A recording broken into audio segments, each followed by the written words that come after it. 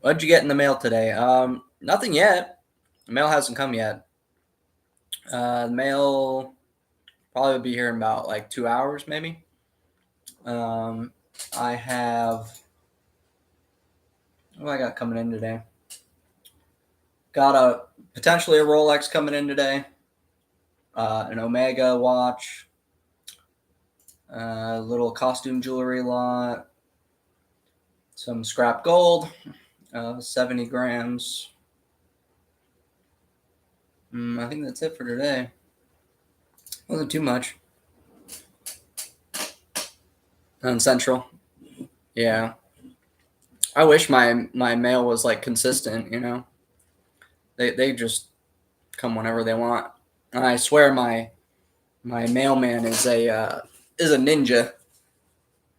Uh, he doesn't knock or anything, so I just kind of have to wait for the notification on my email.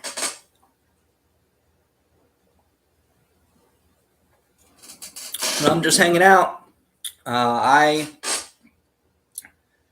just am looking for people to talk to about eBay buying and selling and like what everybody's doing. I'm starting to get into some like Amazon FBA type of stuff. Looking at different sourcing models, seeing where people are sourcing, what people think are the best way to source. I know there's a lot of people out there that source from thrift stores, garage sales, estate sales, which is what I used to do full time uh, for a long time, and now I don't do any of that sourcing anymore because it's just I don't think it's time efficient enough for me. But I know a lot of people still do that. What percentage of my revenue is jewelry right now? Um, most of it, a majority. I do currently jewelry, but then I also do knives, pocket knives, lighters. I do some little bit of some vintage ephemera, like I don't know, daguerreotypes and ambrotypes and tintypes and that sort of thing. And then I do what else do I do? I'm getting into like all like just general antiques as well. I don't know. I'm always expanding, but percentage wise, probably 85%, 80% jewelry. Do a lot of jewelry. It honestly, I don't want to always do jewelry. I just do jewelry because it's easy. Uh, it's at least easy for me. I know some people it's difficult, but and I see all of these clothing resellers, man. I just I don't know. My for those out there, a lot of people have an average selling price of like $30 on eBay. Like that's pretty typical. Typical. You sell $30 items. My average selling price is $183. Like I don't sell anything under $100. Like I just don't have the time.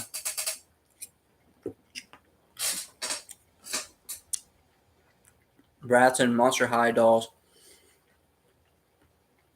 So you can buy anything.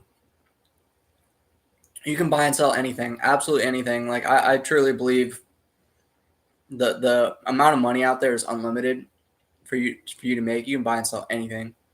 Um, Yard sales is like it's just guaranteed money. You can't go wrong at a garage sale. You can't go wrong buying clearance items and putting them on Amazon. Like there's just you put in enough hours, enough research, and you try it enough times, you're gonna make money on it no matter what. But if you want to make big money, that takes a whole different strategy. There's just not enough yard sales that you can drive to. Um, I mean, I went to yard sales for about 7 years, 6 or 7 years, every single weekend, all day, and you can only make so much money.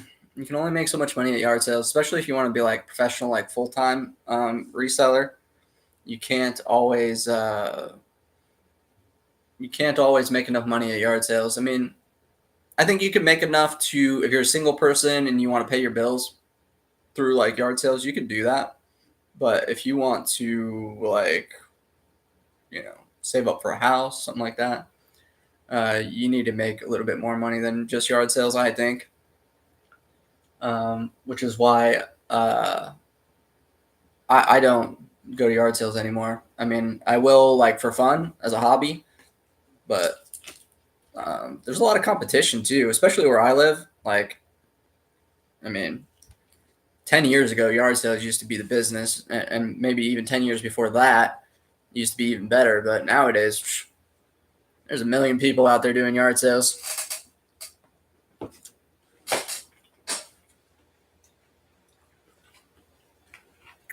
Right now, I'm just, I'm having some breakfast, but I've got my whole other computer set up here, and I'm watching listings and watching auctions and just checking out like what's going on this morning. It's Saturday, so it's a little bit busier than your typical day. I mean, it's better than Tuesday. Tuesday and Wednesday tend to be really slow, but online on Saturday there's usually some activity. It's still early, at least on the West Coast, so people are still waking up. It's not super popping on here, but the activity is a little bit faster than typical. So I'm just gonna hang out, and I'm just gonna keep staying live as long as I don't know, as long as I can until everybody gets back into the house, I guess. But you guys let me know if you have any questions about anything. I guess I should introduce myself. I mean, there's two people here, so anyway.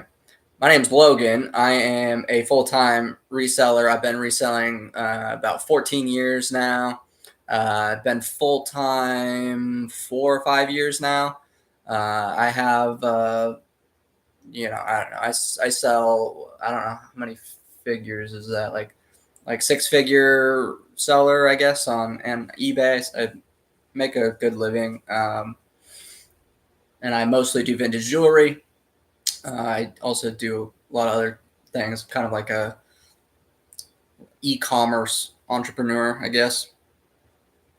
Anyway, I'm looking to hopefully like start a Discord or something. You guys, if anybody knows, like if you're watching this in the future, when this gets uploaded, I'm looking for a Discord to talk to other people that do eBay, do like business stuff. I'm very aware of the popular ones that are out there. I know there's some Facebook groups and there's some different sellers that do some of what I do, but there's not really like a lot of people that do the exact same type of thing that I do, which is, probably a good thing for me. But yeah, anytime I go into a Discord, there's nobody in the voice channels, and so it's like, I want to talk to somebody. I don't want to like chat like once a week. Somebody's in there, responds to the chat. Like if you have a question or something, it's like, no, I want to like I don't know about everybody else, but I'm home all day, like reselling. I'm always online. I'm always like buying and stuff, and so like I'm always thinking of new ideas, and it'd be great to just ask somebody who maybe has more experience in this than me, but I literally can't find anybody that does. So, if you know anybody that's big into like scrap gold dealing, let me know.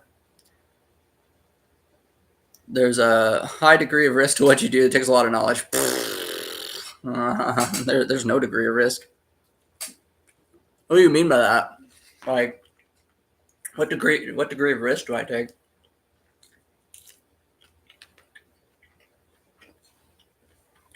Like being able to afford it, or like, I don't know what you mean by that. Fakes or overpaying?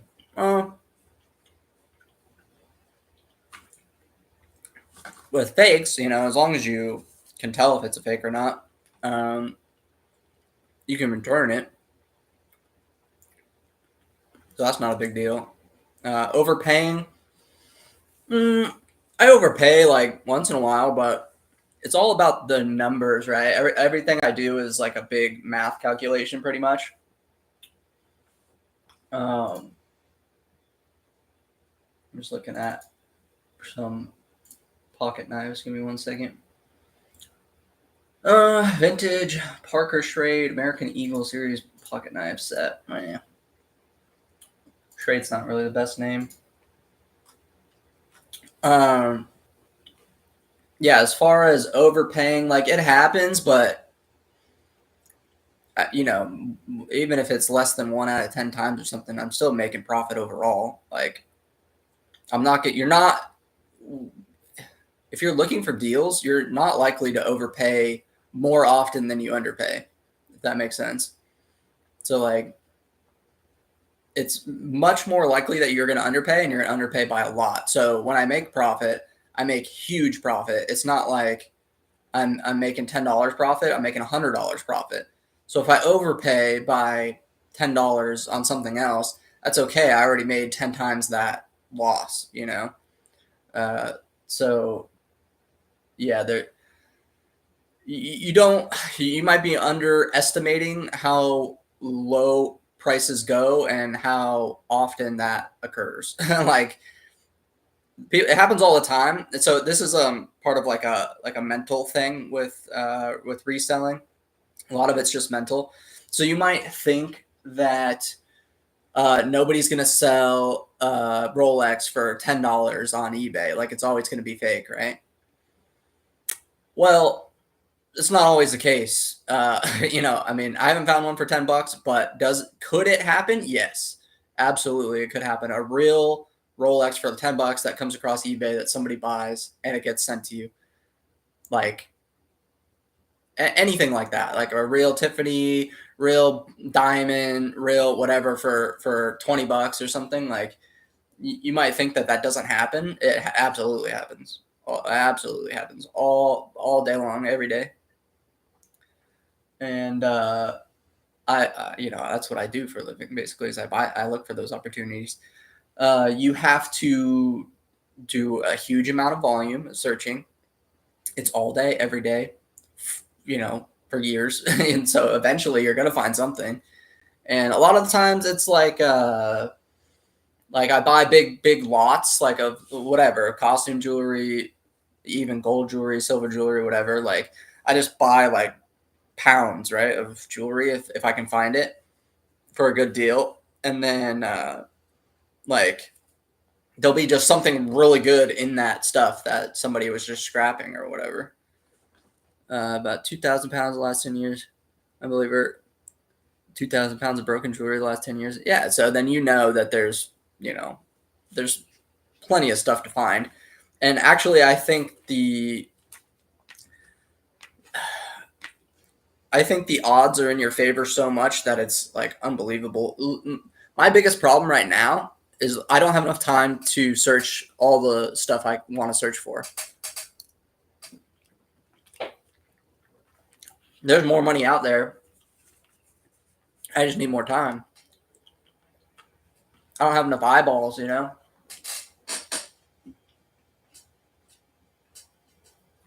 because I've told people I look at, I don't know, I guess it varies, but probably between 50,000 and 100,000 listings a day. It's a lot. It's like, I don't know what it is, like 10 a second or something. Like I look at a lot of listings. So, and that includes every single website. That's like different countries. I mean, I search everywhere. I search the whole globe. Sorry, I'm doing a scrap calculation right now so we can send an offer to a listing. And so I do a lot of that as well. I just send offers all day long. That's another like kind of pro tip is just sending offers to people. So you'd be surprised what people will take, and it pretty much takes no time. So what I do is basically just go on eBay, go to where it says best offer. You can search by best offer and type in what you want to buy. Type in whatever it is you want. Like, even if it's for your house, for yourself, whatever. I don't care. You're like, I want a big screen TV or whatever. I want this TV. You can just search best offer and then go to that TV listing, and I don't know, maybe there's 20 listings, and you have a price that you want to pay. You're like, okay, this TV retails at $400. I want to pay $200. If I can find it for $200, I'll take it. Right? Just go make offers to everybody, all 20 people, whatever, that have the listing up, and then it's like, maybe someone accepts it. Like, you don't know. Like, you'd be surprised because I sell on eBay. You guys sell on eBay probably. If you're watching this, when I get offers on my stuff, like, I'm likely to take offers. I don't usually take under 50%, so I try and offer more than 50% at least. But you'd be surprised what people would take just on making a bunch of offers. I mean, there's, I don't know, millions and millions of listings. Just go and make offers to everybody, whatever price you'll pay, whatever stuff you want. It's like, I want a fan, I want a new computer, whatever it is. Just go make offers to people. Like, what are they going to do? They're say no, and you're just sitting at home on your computer. Like, I'm not door knocking or anything, but it's like online door knocking.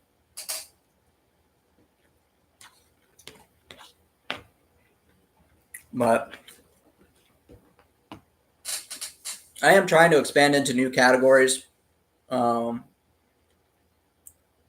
Looking at clothing right now. Clothing. So the big ones are clothing, electronics, and maybe cosmetics. Like, kind of looking at some of those categories that are really, really big, really hot right now. Like, clothing is going crazy right now. And so I think there's opportunity in clothing.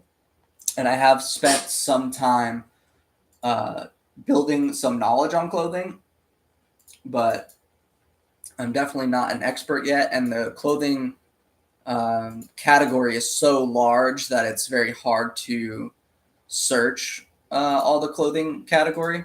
So I would have to refine it to certain things, which I have been working on as well. So I've been looking at things like band t-shirts, things like vintage tags, like single stitch, like whatever, like something to kind of like narrow the category down to see. I've been looking at some people know like the vicuna material, like wool material. You can kind of sort down, what your you filter out your clothing because it's such a big category. But I know that stuff is just popping like crazy right now. I know everybody buys at the bins. They're getting stuff at, I think, the eBay. If anybody knows, the Goodwill bins, it's like $5 a pound or something like that. Is that how that works?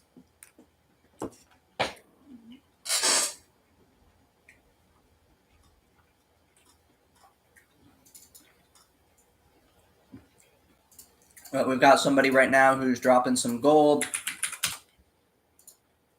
and they offer a pretty good price, and I offer as much as I can, but they usually don't take my offers because, as far as my offers go on eBay for scrap and stuff, I'm probably like, like the third best option, maybe the fourth best option, if you wait long enough. But sometimes I'm the only offer, so that helps as well.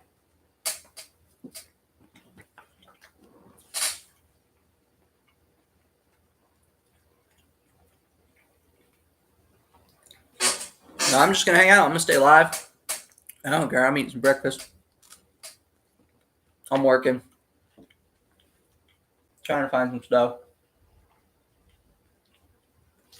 Just keeping an eye on everything.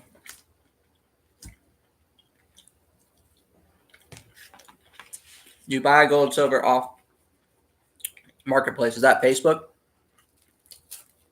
I do not.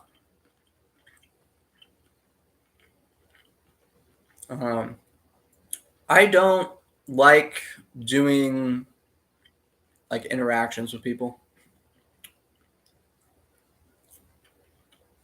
If that makes sense.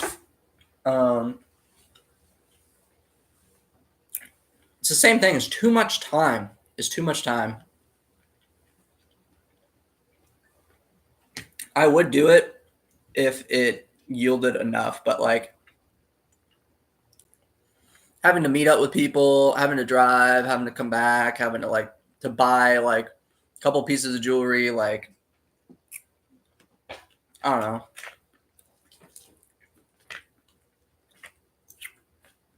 Maybe it's worth it. I don't know. I know people make a lot of money off Facebook, but I'm just not the guy. I'm not the guy who does like I'm gonna text you. You know what time can you meet me? Oh well, I have to go do this, and then I'll maybe be there at this time. Oh, just kidding. I gotta cancel. Can we reschedule for tomorrow? Like I literally I can't do any of that stuff. I'm just not the person for that. You'd have to pay me a lot of money.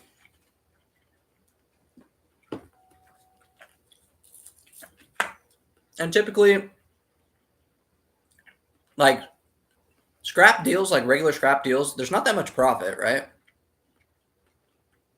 My typical margin is probably like 5%. So if I'm buying like $1,000 worth of stuff, I'm making $50. So it depends how long does that interaction take me to do.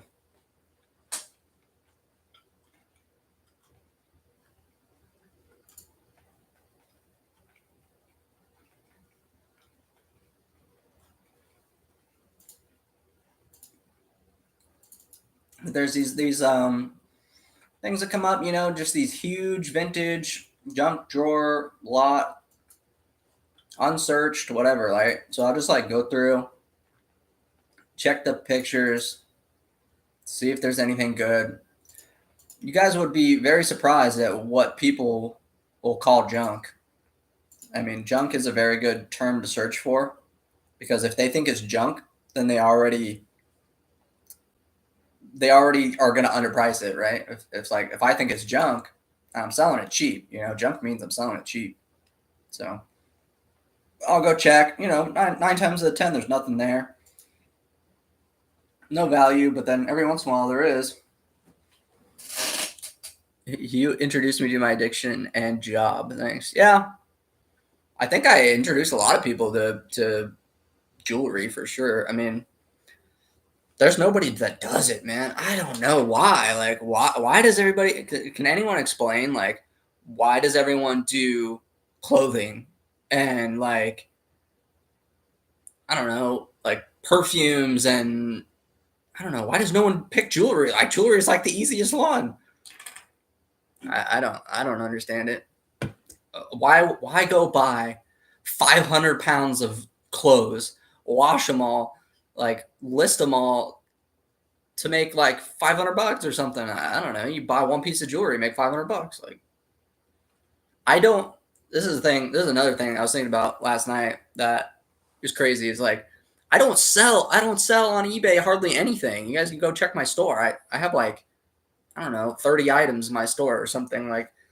I don't really sell on eBay that much because they take 20% commission or whatever. It's 17.5% for me for jewelry. So I don't even really sell it. Everyone's like, yeah, I got to list like 100 items a day or whatever. I'm like, why? Like, why not just buy like 10 items that are worth like a lot of money and then you just make money off those 10 items? There's a guy that's doing like the freight items on eBay. Like that's a great business model.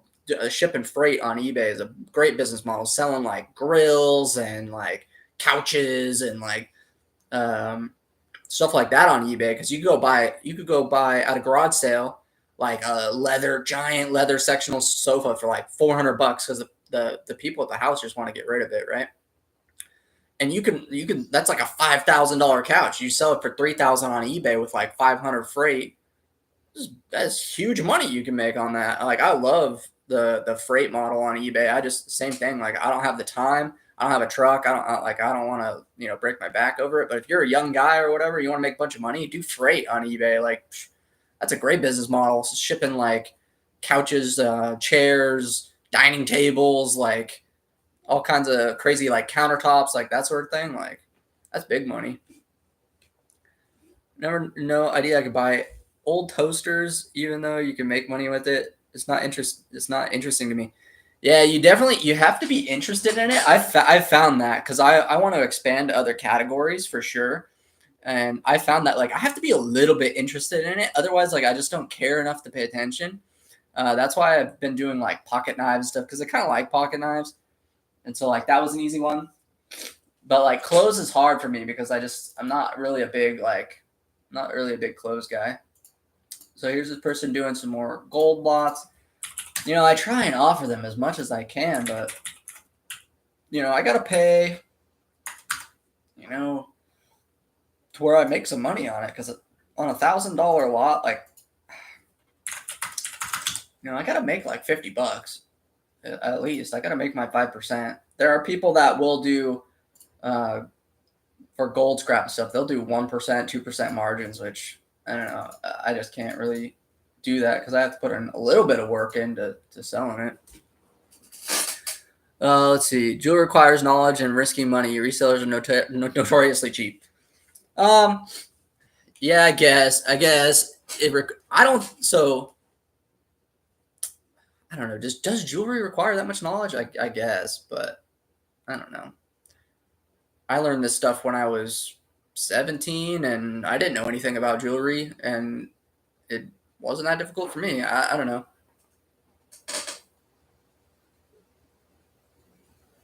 Jewelry is not that difficult if you don't want it to be.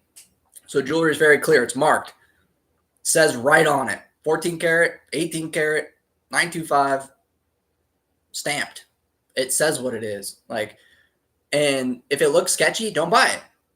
If it looks blatantly obvious that it's gold, like whatever, like it's I don't know, what's a good example? Like it says Italy 14K, and then on the clasp is 14K, on the ends is 14K, the pendant's marked 14K, like the whole thing's marked 14K. It looks like 14K. Like I don't know what, like there's not that much risk in that. Yeah, starting reselling unmarked costume jewelry that rarely sells. Yeah, costume jewelry is a great way to get introduced to the business because it is the cheapest that you can buy, and it's very easy to sell. But it takes a lot of time, and yeah, there's the sell through rate on everything's not great. You do have to pick stuff that's generally just in good condition. I guess like you can't buy anything in poor condition, but costume jewelry is like how do I explain it? It's the infinity money pool, but you can only make so much a month on costume jewelry because you can buy by the pound on Goodwill and list every single item, and you can sell every item for $10 a piece, and they're easy to ship and everything. Like there's great money to make on costume jewelry, but you definitely have to start going up the food chain from there and go into, I mean, fine jewelry is the same thing. Sure, okay, you got to spend a little bit more money to buy gold, typically, but not always. I don't know how many costume, like you guys got to know that how many costume jewelry lots have you bought that there's gold and silver in those costume jewelry lots. I buy costume jewelry lots for $25. I mean, you can't tell me it's that expensive. $25, and I turn it into 200, $300, and I do that every single day, like all the time. So. Let's see. Buy and sell what I'm passionate about. Gold scrap is cool. Jewelry diving in designers, silversmith that are worth the time. Oftentimes unmarked.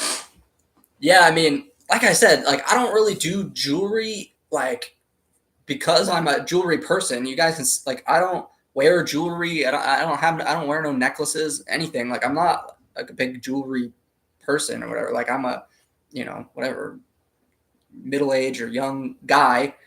I'm not your typical jewelry person. I do it because it's easy. I do the scrap gold because it's free money. That's why I do it. Like I don't do it because like it's something in particular that I want. I would much rather buy the big designer pieces. I'd much rather buy Rolexes, and I'd much rather buy like the top. For me, I want to make as much money as possible. So I need the highest price item possible. Give me $100,000 like necklace or something. I'd rather buy that.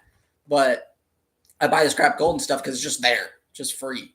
It's just like you buy it, you scrap it, you get a check. Like it's the most simple thing to turn.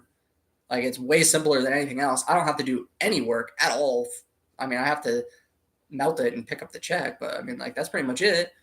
I don't do any listing, no pictures. Like I don't know. I break the stuff apart with some pliers or whatever.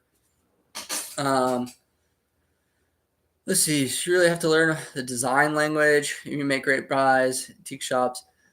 Yeah, I think that comes with reselling anything is just being able to recognize quality. Like you don't even really have to know what you're looking at. You just have to know that it looks like quality and the price seems cheap. Like I can go to like I'll use like an Amazon example that these people use for retail arbitrage to put onto Amazon. It's like if you go into a whatever Ross or something, you go into the clearance section and there's like 100 brand new Nike shoes, whatever, right? And they're $1 each. Like you don't have to be an expert to know, like, okay, there's probably money that could be made here. You know what I mean? So it's like it's all about the volume. How much stuff can you put in front of your eyes until you see something that you're like, that looks like an obvious deal. And like I said, a lot of it's mental. So your brain won't believe what it's seeing. Like if you see like a giant gold necklace and it's like $5, your brain is gonna trick itself into being like, no, like that's not possible. But then you have to sit there and be like, okay, that is possible, and like that piece looks real, and like I'm gonna buy it and find out if it's real, kind of thing. Because your brain will stop you and be like, no, that's not possible. But you get better at bypassing that, and so that's what I think makes me a really good buyer. Probably, a very good buyer is that I can make those decisions in 1 second. I skip the part where my brain doesn't believe what I'm seeing, kind of thing. Like you talk about risking the money, like putting up the money. It's like, okay, you're afraid to put up the money, but you can get past the afraid part. Like at a certain point, you got to realize like $100 isn't going to sink you. And as long as you're buying jewelry, especially if you're buying gold or silver and you're sure it's real, like you're not going to lose a huge amount of money. So I'll talk more about that, about exactly how I like formulate that. And I'll give an example in just a minute. Let's see what let me catch up on some of these comments. Givenchy earrings, $2, $60, 1 week this month. Yeah, that's great. You just need 100 of those. 100, you need lots of those. That's the thing. The volume is the key, right? Like, because I can make money buying and selling anything all week. Garage sales, like thrift stores, it's easy. Making $20K a month is a lot harder than making like $2,000 a month, right? So that's like, there's a very big difference on like, can you find deals? Absolutely. Are they amazing deals? Yes. But how much did you make? You made $58. I need you to make $58 an hour or more, to like really be profitable, Costume jewelry tops out really quick. Others, let's see, very good to learn, but it's not enough. Yeah, costume jewelry is definitely not enough.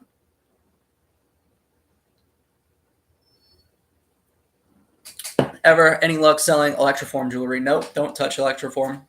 It's crap. There's no gold or silver. That's just a marketing gimmick. There's no money in that. Sorry, guys. I'm seeing some of the listings start flashing, so I have to kind of take a look. Nothing really that great. Somebody's got a case knife, $48. Some costume jewelry that's just wood. Nothing great. Let's see. Scrap for sure is the easiest. I think there's really big money is in the non-material value. So look at the art market. Yeah, I mean, I actually have like some schooling in art, I guess, like a little bit. Like I've taken some art classes. I would love to get into art for resale, for business. But it's another thing that's like, it's much more complicated and like when you start getting into the upper levels of certain markets like art or jewelry or something, like if we're starting to trade in like $10,000 art pieces or whatever, the amount of people out there that truly know what they're talking about and are going to share that information with you is very low.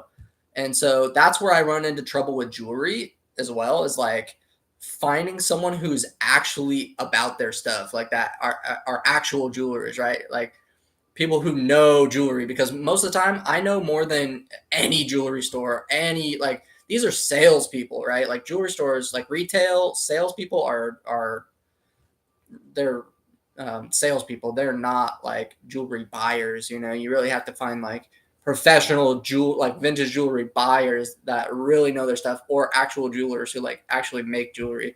And so your amount of people that have a lot of knowledge goes way, way down. And art is the same way. As like there's a lot of people that pretend to know art, but like the people who actually deal in art and make money, like make their living in art, is like probably 20 in the country or something. Like it's not a lot. Let's see. Higher karat gold looks like costume. Yeah, because costume jewelry is all going to be plated, and it's usually plated in something high carat. But when you look at something, I have a bunch of gold. My camera's not going to do any of this justice, but when you look at something like a pure gold coin, let's see.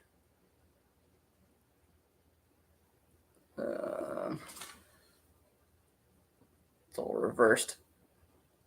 I don't know, like especially when you get used to it, I guess like that doesn't look plated. You know what I mean? The detail is like too good on it, and the color is too strong, and it's too reflective and stuff. Like so, you definitely get better at understanding the color of like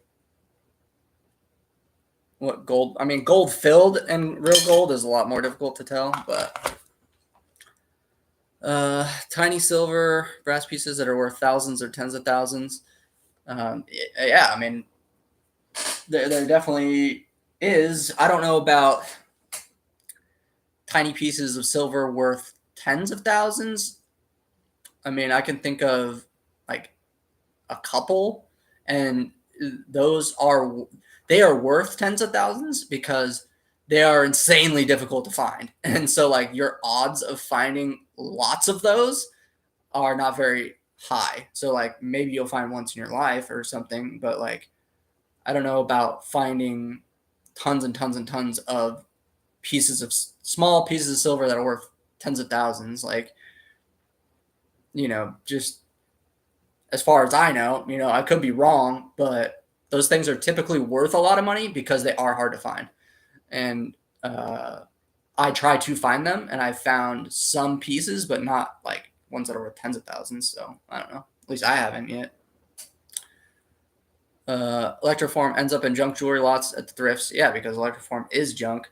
Pair of earrings maybe has like 3 or 4 grams worth of silver, like in the whole thing, and you got to spend time to unwrap it, and it'll almost cost you as much time to break the wax off as it will to like as much as you paid for it, pretty much.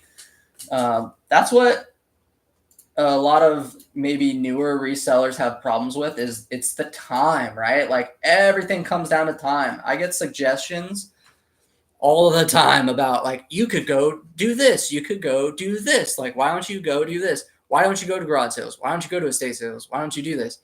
It's the time. It's always the time. How much money can you make per hour of work, and how much effort do I have to put into that work? Like, you can make money looking for loose change. You can make money, you know, collecting cans. You can make money, but how much money are you making, and how much are you making per hour, and how much work do you have to put in to make that much money per hour? And so if I can stay in one location right here, like I'm doing now, working at the same time while I'm working at the same time while I'm making money doing something else, right? So it's like, if I can stay in one place and have everything come to me, and then make money from, you know, 6, 7, 800 different sources, and I can do it all from right here at the same time, that's where you make money, right? Like anything that's like, you need to go out and do this, or you need to, you know, you can make money cleaning the jewelry. You could make money repairing jewelry. You could make money sizing jewelry. You could make money doing retail jewelry, doing Amazon, doing like whatever, right? You can make money a million different ways. And I think they're all very easy and very good. And that's all great. But the stuff when you start leveling up is like, okay, well, how do I hire employees, or how do I, you know, get a business to run by itself so that I don't have to put as much input into it, right? Like there's more of systems and formulas and stuff, like, right? Like, I've got a jewelry business that works, right? My formula of buying jewelry and selling it for more works.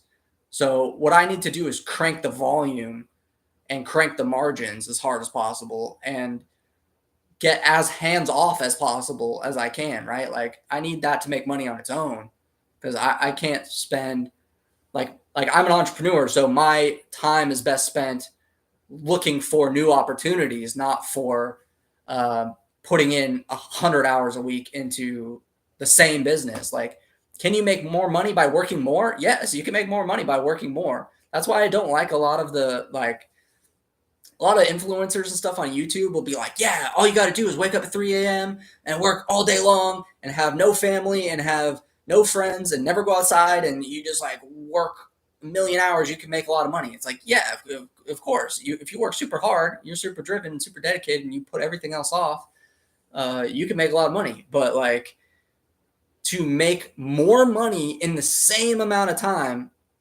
is where it really counts. Like, you got to make more money doing the same thing, right? Like, I'm already at the thrift store buying jewelry, so now I need to buy clothing, and I'm already there, so I might as well like double up, triple up, quadruple up on the opportunity. So what I'm going to do is I'm going to go, I'm going to buy jewelry, I'm going to look at the clothes, then I'm going to talk to the cashier, see if they know anything about anything, talk to some people online, because that's where you find your network connections, is the people who are doing the same thing as you, right?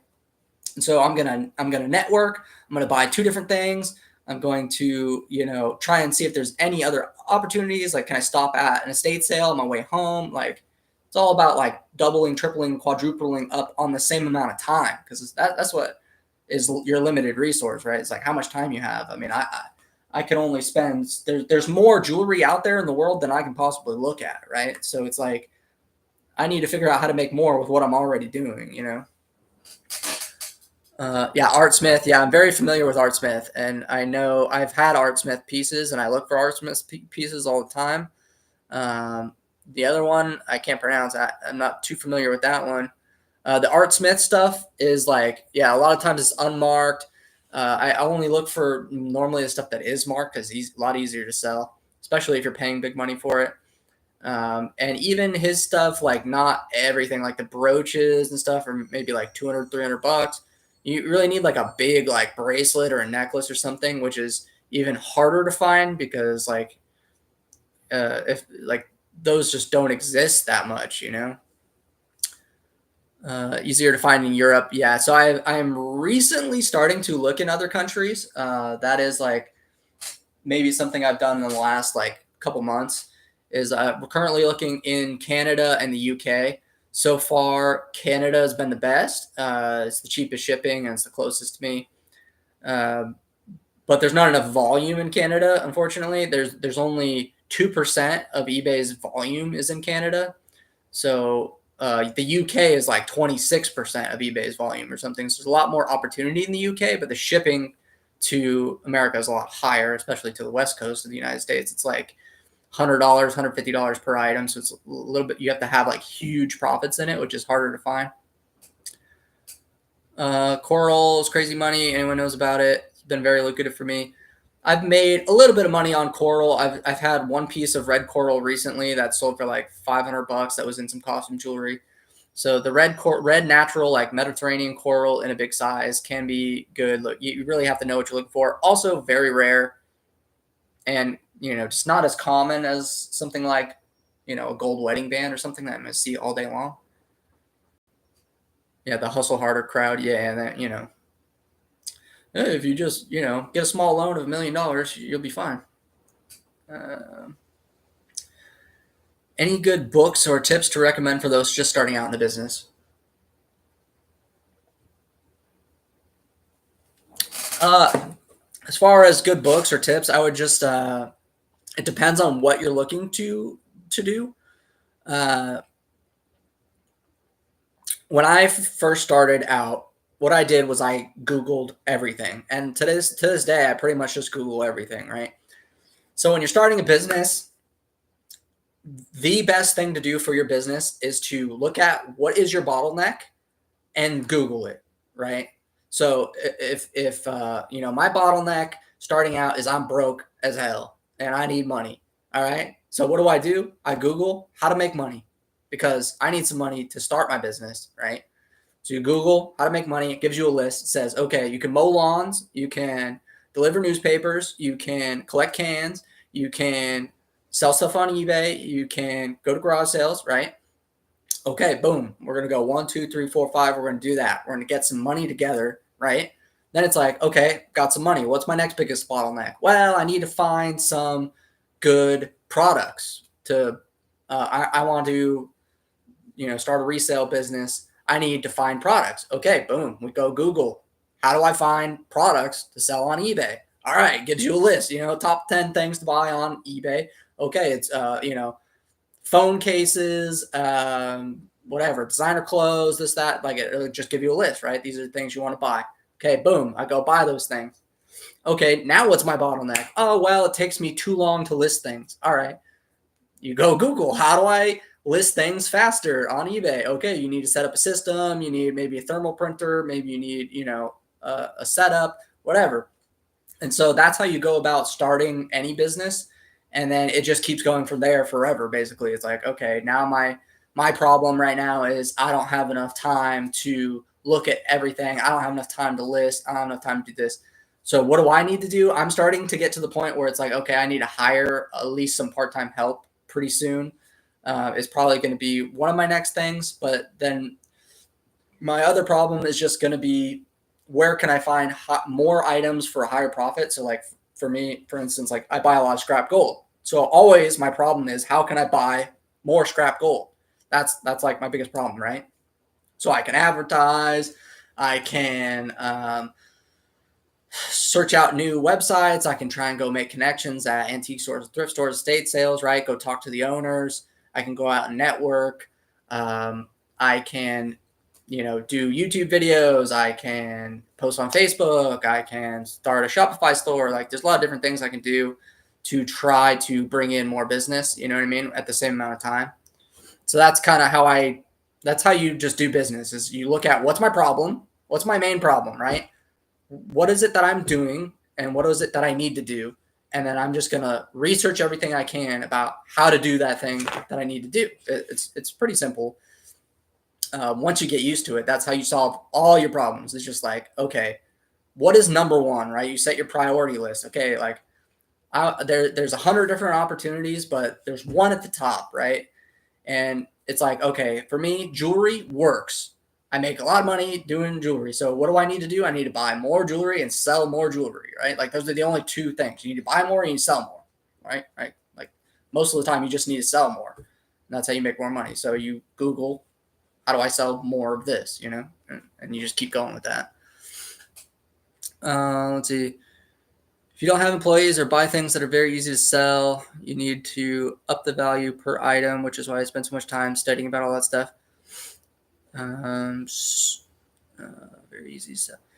I mean, I think you should always be buying things that are very easy to sell because, like, the biggest problem, especially when you're smaller, is cash, right? Cash flow. And there's a bunch of guys, like anyone who's been through this kind of knows, like if you're there, like you're kind of like cash flow is what really matters and turnover, right? How quickly you can turn things over and how much cash you have. Because when you're starting out, you have no cash, like maybe you've got $100, $200, maybe $1,000, if you've done something else previously or whatever. But like, if you're buying any kind of decent inventory at $25-$30 an item, right? $1,000 doesn't go that far, and you need to turn that stuff over because that's all of your money, right? Because I have to pay my bills. You know what I mean? Like I gotta live, I gotta eat. I got lots of plenty of bills, to pay. And if all my money is tied up in the business, I can't pay those bills, and so you got to be able to have the business and pay the bills. Like, so you got to have enough money for all of it. And so if you're tying up all of that in inventory, you're just going to drown like very quickly, like you have to turn that stuff over so quick. I don't buy anything that doesn't sell within like a week, like, I mean, there's people that are like 6 months, 8 months, a year on their sell through time. Hell no, I am not sitting on nothing for a year. The other big thing is space, right? Like, those of you who live in the Midwest or the East Coast or whatever and have like a barn or like a big garage or something, like, you're set. You can buy and sell anything because you got the space to store it. I've got like 100 square feet to store everything I have. Like, my entire business fits in like 100 square feet. Like, I can't spend the space, just the space for boxes and peanuts and bubble wrap and stuff. That takes up a lot of space in your house, and like, I don't want stuff all over my house. Like, I like stuff very neat and clean. So like, that's another big limiting factor for me of why I mostly deal in smalls. Like, anything small that's worth a lot of money is what I'll deal in typically. And it's part of it's just because space, right? I live in California. I don't know if you guys know how much rent it is in California, but it's like freaking crazy. And we have little tiny apartments that we live in and stuff. Looking to buy a house soon, but yeah, you just, I can't be buying cars or bicycles or jet skis or any crap like that because there's nowhere to put it. Let's see. Austria, Germany, probably a pretty good location. Yeah, anywhere in Europe is pretty good for European stuff. I mean, one of the big things for what I'm looking to do is to bring a lot of European stuff to California because there's big money to be made in European antiques that you can't get in the States, and not at a good price, right? Like, there's a lot of really nice, like Victorian, Edwardian, whatever, like antique, really old jewelry in the UK and Germany and all over Europe that sells for big money in California. Like, where I'm at in California, every middle-aged woman with a bunch of money wants some cool antique European jewelry, right? Like, I mean, that is hot stuff. And I'm trying to figure out how to bring it over here. It's just, like I said, the customs fees and the shipping and the insurance, it adds up to a lot. Like, it could be 200, 250 bucks in just shipping costs. And so that means you need to be buying items probably $2,000 or $3,000 minimum that you can make at least $1,000 on or something like that. Like, it's a little tricky to get that much wiggle room in jewelry because, like I said, typically the margins are a lot smaller, and so it's difficult to pay for that. Like, it is possible, and I know it is possible because I've done it a few times now, but it's not that common. And that's the big mantra here is like, I want to make money every day. I got bills to pay tomorrow. You know what I mean? Like, if I only get one a month, that's not enough for me. I need 10 a day or something to like have it really be moving. I can't be just finding one piece a month. I can't put that much of my time because my time is very precious, right? And so if I'm only getting one a month, sure, does it help? Is it extra? Am I making more money? Yes, but like, how much time and effort do I have to put in? Because shipping from overseas is going to take 2, 3, 4 weeks to get here. So all that money's tied up. It's going to cost a lot in shipping. My margins are going to be lower. Like, there's a lot of things when it comes to importing high-end items that have to go through customs and have customs import fees associated with them, especially things like Rolex, whatever. They can get lost in the mail, all that kind of stuff.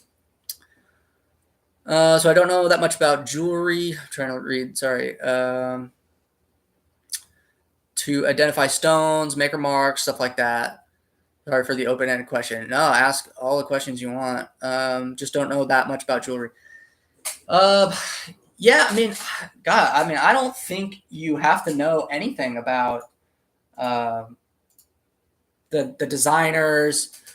Like, maybe you got to know like gold and silver marks, and maybe you can learn some of the European marks. Like, you don't even have to know that many European marks. I think just knowing your standard gold and silver markings, which should just take you an hour or something. Like you just got to know 14K is 585. You got to know 18K is 750.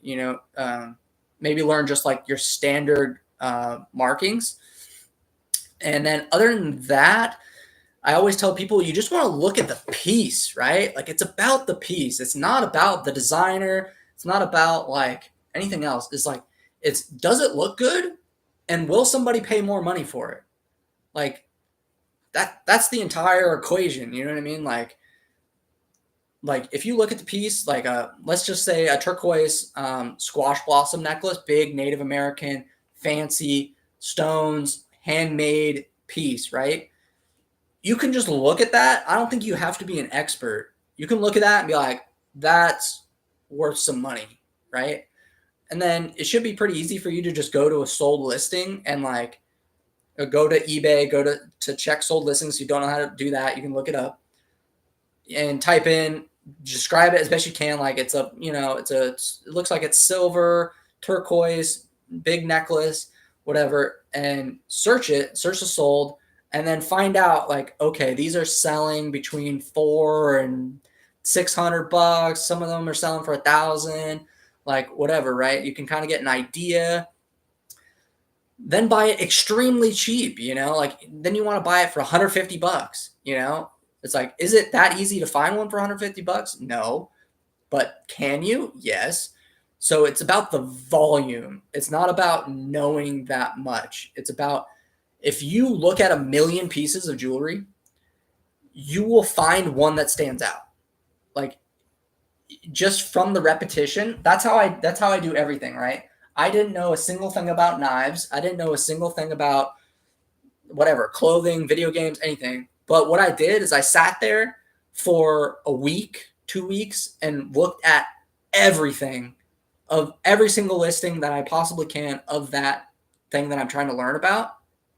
You will absorb it through osmosis. Like if you look at 1 million listings of something or 100,000 listings of something, you will learn something. You will like see a pattern that like, okay, like this is how a professional takes pictures. This is how an amateur takes pictures. So we can rule out a lot of the professionals most of the time, not always, but like that's one of the things that you can look at, that you don't have to know a single thing about anything, is you can just look at how they took the picture. If you're buying online, at least, right? Does it look professional? Is it framed? Is it on a background? Is it clear? Like that's a professional picture, right? I want to look for people who take the pictures with their foot sticking up. They got their foot in the picture and they're taking a picture of the jewelry. That's the listing I want to look at. I want to look at the person taking a picture of their foot, like, because that's not a professional, right? So sometimes you can just do stuff like that. Like you can notice the pattern. If you look at enough things, you'd be like, okay, I can ignore the professionals. Now I got to look at the amateurs. Now I got to look for something that looks like one of the items a professional is selling, but being sold by an amateur, and then look at the price, right? If that makes sense. Let's see. Bought 370 Pacific Momo Coral recently. Should bring close to 10K. Of course, these are rare, but not as rare as one might think. 370 Pacific Coral. What does that mean? I'm not familiar with that. Don't see anything for that. Momo. I've heard of Momo Coral. Momo Coral is like a red coral, right?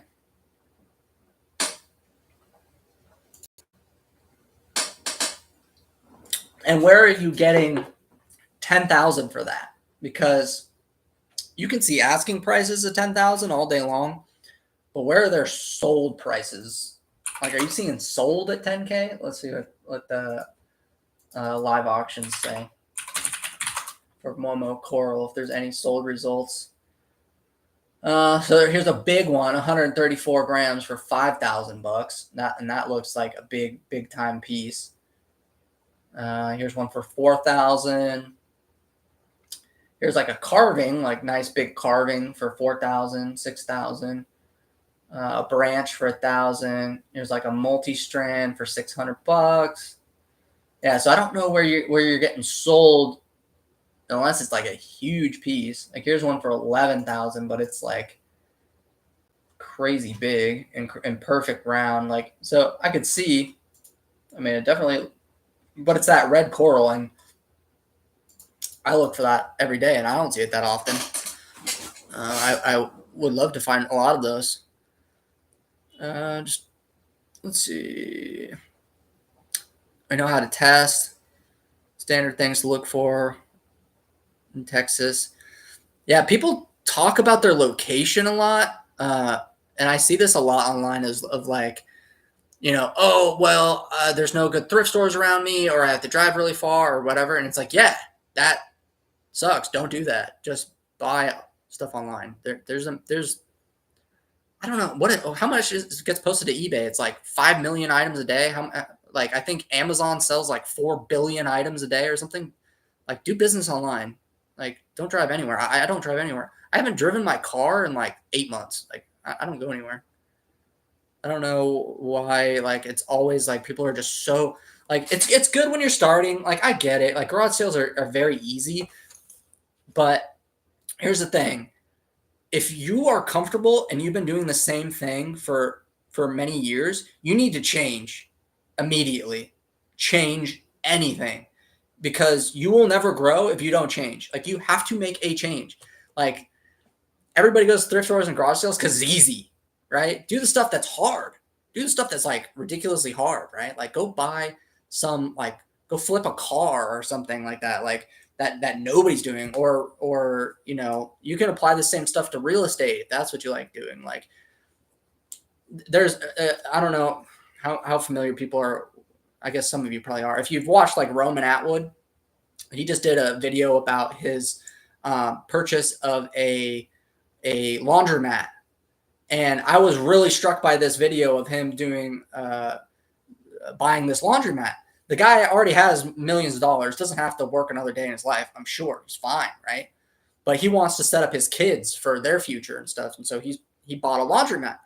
So there's a big difference about talking about buying a laundromat, and then there's buying a laundromat and getting it running and doing it correctly. And so what he did, what was really interesting to me, is this guy's millions of dollars, is he sees a problem and he fixes it immediately. So he walks in, okay, my vending machine is empty. We need to get that full. Boom.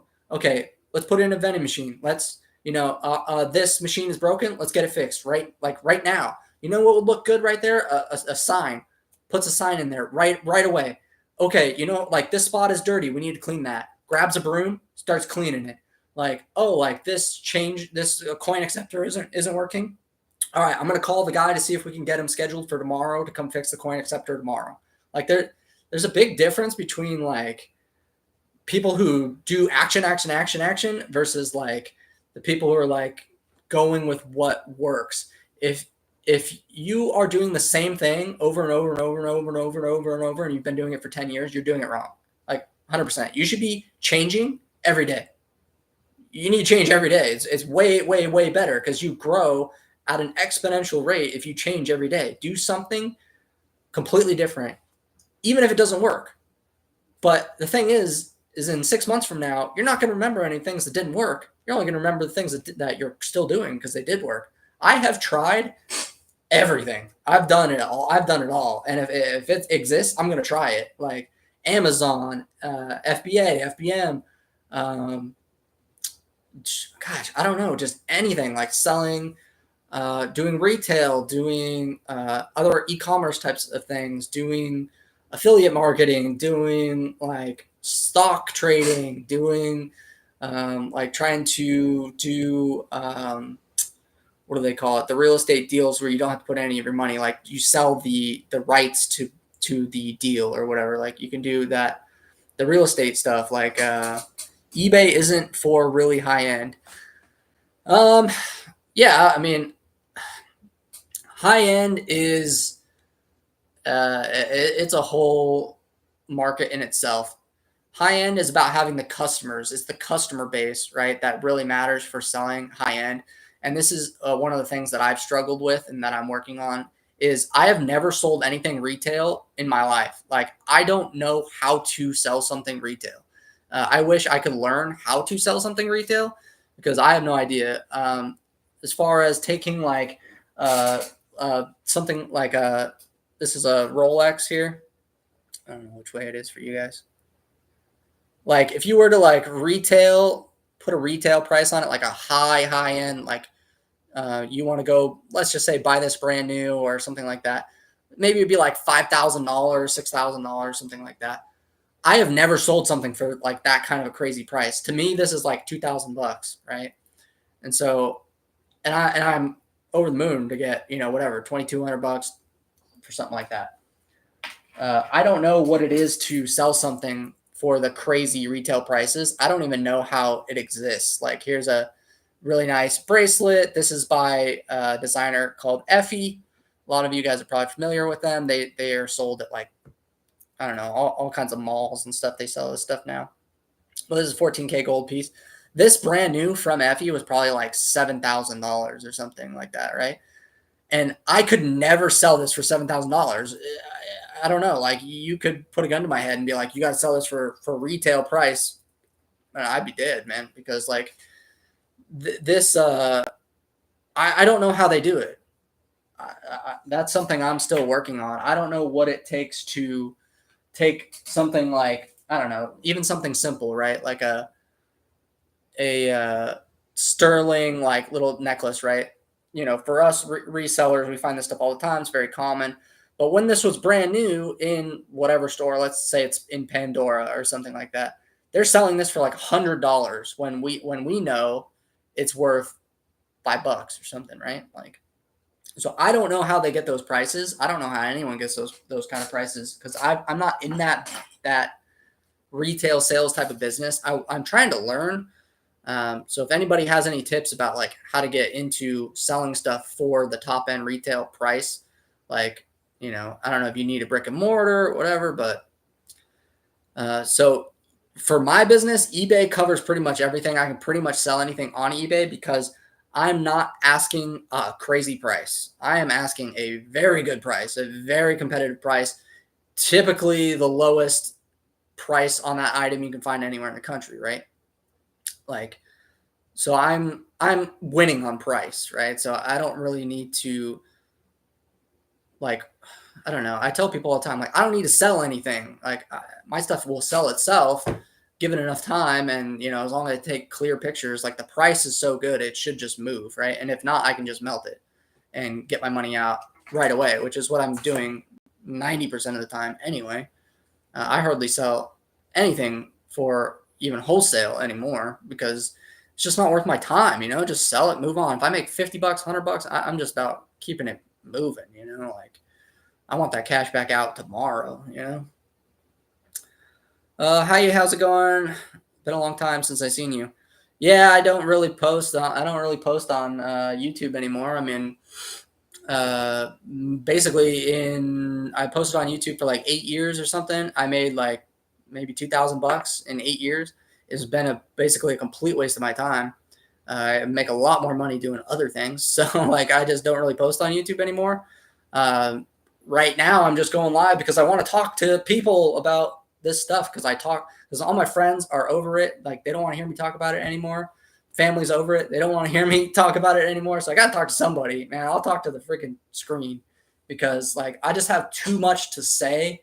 And I see too much like misinformation and, me when I was younger and I was starting out, I wish somebody was there to like answer questions for me, like, and were truthful and honest and everything like that. Like, because there's so many people out there now that are selling a course that are whatever, man, that are just lying, like I know what it takes to make it from absolutely nothing and to build it into something like pretty decent. I think it's taken me 14 years to get to somewhere where it's pretty good, but I think like there's still a lot of room for me to grow. I think I'll just kind of like hype this up for a minute is like, I think there are on eBay alone, just on eBay alone on deals, I think there are millions of dollars a day that can be made from buying on eBay, millions a day. And can pretty much guarantee you that there are millions to be made daily on eBay because you can just look at how much is posted every day and then how much is mispriced on average. And then you can just do some math. And there are millions of dollars to be made per day, all day, every day on eBay. And Amazon is 4 times the size of eBay. So there's probably tens of millions to be made daily on Amazon, right? So like, there you go. I think there's more money out there than people have any idea in this whole sector of reselling. I think there's going to be big companies that are going to form from resellers, because if all the people have talked about this for, I don't know, 50 years, about resellers banding together and forming like a big company. I think that's going to happen at some point, because we do a better job than Amazon. Like resellers, individual resellers have better customer service, better products, better prices, do better shipping than big companies, right? Target, Walmart, Amazon is doing it a bad job, and they're multi-billion-dollar companies. If we do a good job, we should be able to put all of them out of business. I mean, because they do a terrible job, right? Target has, dirty stores, ugly shelves. It's not a fun place to be. They don't pay their employees well. Like, they do a bad job. Like, people think like these big companies are invulnerable or something like that. They have they have bad customer service. They have bad like suppliers. They have fakes. They have like all this stuff. Like, the little people can crush them. You can set up shop right next to a Walmart, have all their same stuff for half the price. Like, you can actually do those things. Like, they're not doing a good job, I promise. Tried contacting you on Instagram. Yeah, I know. I don't, guys. I don't spend any time on social media or anything, because like, I don't know. My wife set up my Instagram account. I don't even know if I know what the login is to my Instagram. I used it for a little bit, so I did try to set up a Shopify store. I started doing some Facebook ads. Like, I was doing some commercials and stuff, and that worked. And I sold a decent amount of stuff, but like, I don't know. I don't have the right systems in place to handle. Like, I need people pretty much to handle like sales and stuff, because for me, like, I make as much money buying as I do selling. It's almost completely equal. So if I spend my entire day selling, I'll make this amount of money. If I spend my entire day buying, I'll make this amount of money, and it's almost the same. So I can't list fast enough. Like, I can't make it to where selling like makes me a lot more money than buying. So like, buying is easier and more fun. So I just kind of like tend to do buying, because selling is like more repetitive and a little bit more boring. But I can make the same amount of money buying or selling. Like, it's crazy. It's a weird concept for a lot of you, I'm sure, like, because selling is your main focus. But like, since I get the money, like basically as soon as I get it in, I can melt it and get the cash, like, or get the check or whatever. I don't have to spend any time selling. And so I tend to do that most of the time. So I have 100 pounds of costume jewelry that I don't even touch, because it's not worth my time to list. Like, maybe someday when I get bored, I'll like sell some of it, but like, I don't really need to. You're busy. It's rare to talk to you. Just, I'm outside. Still have you on headphones. Yeah, I know. Right? I'm gonna try to like be on more. You know what I mean? But like, yeah, it is. For those who have, I guess, like, whatever, the two of you that are in here that probably follow me, there's a lot of things that have happened since I stopped posting on YouTube, which you guys probably don't know about, which I could probably update. Maybe some people was like, a lot of things happened. I got married, like, we moved, I had a kid, right? Like, so like, there's been a lot of things in life going on that has taken up a lot more of my time. Plus my business from, I don't know, last time I posted like a real video, like 3 or 4 years ago, probably, like, my business has probably gone up like 10 times since then. So I've been I make a comfortable amount of money, so I don't really have to do anything else. Like, I don't have to post things, or like, I don't know.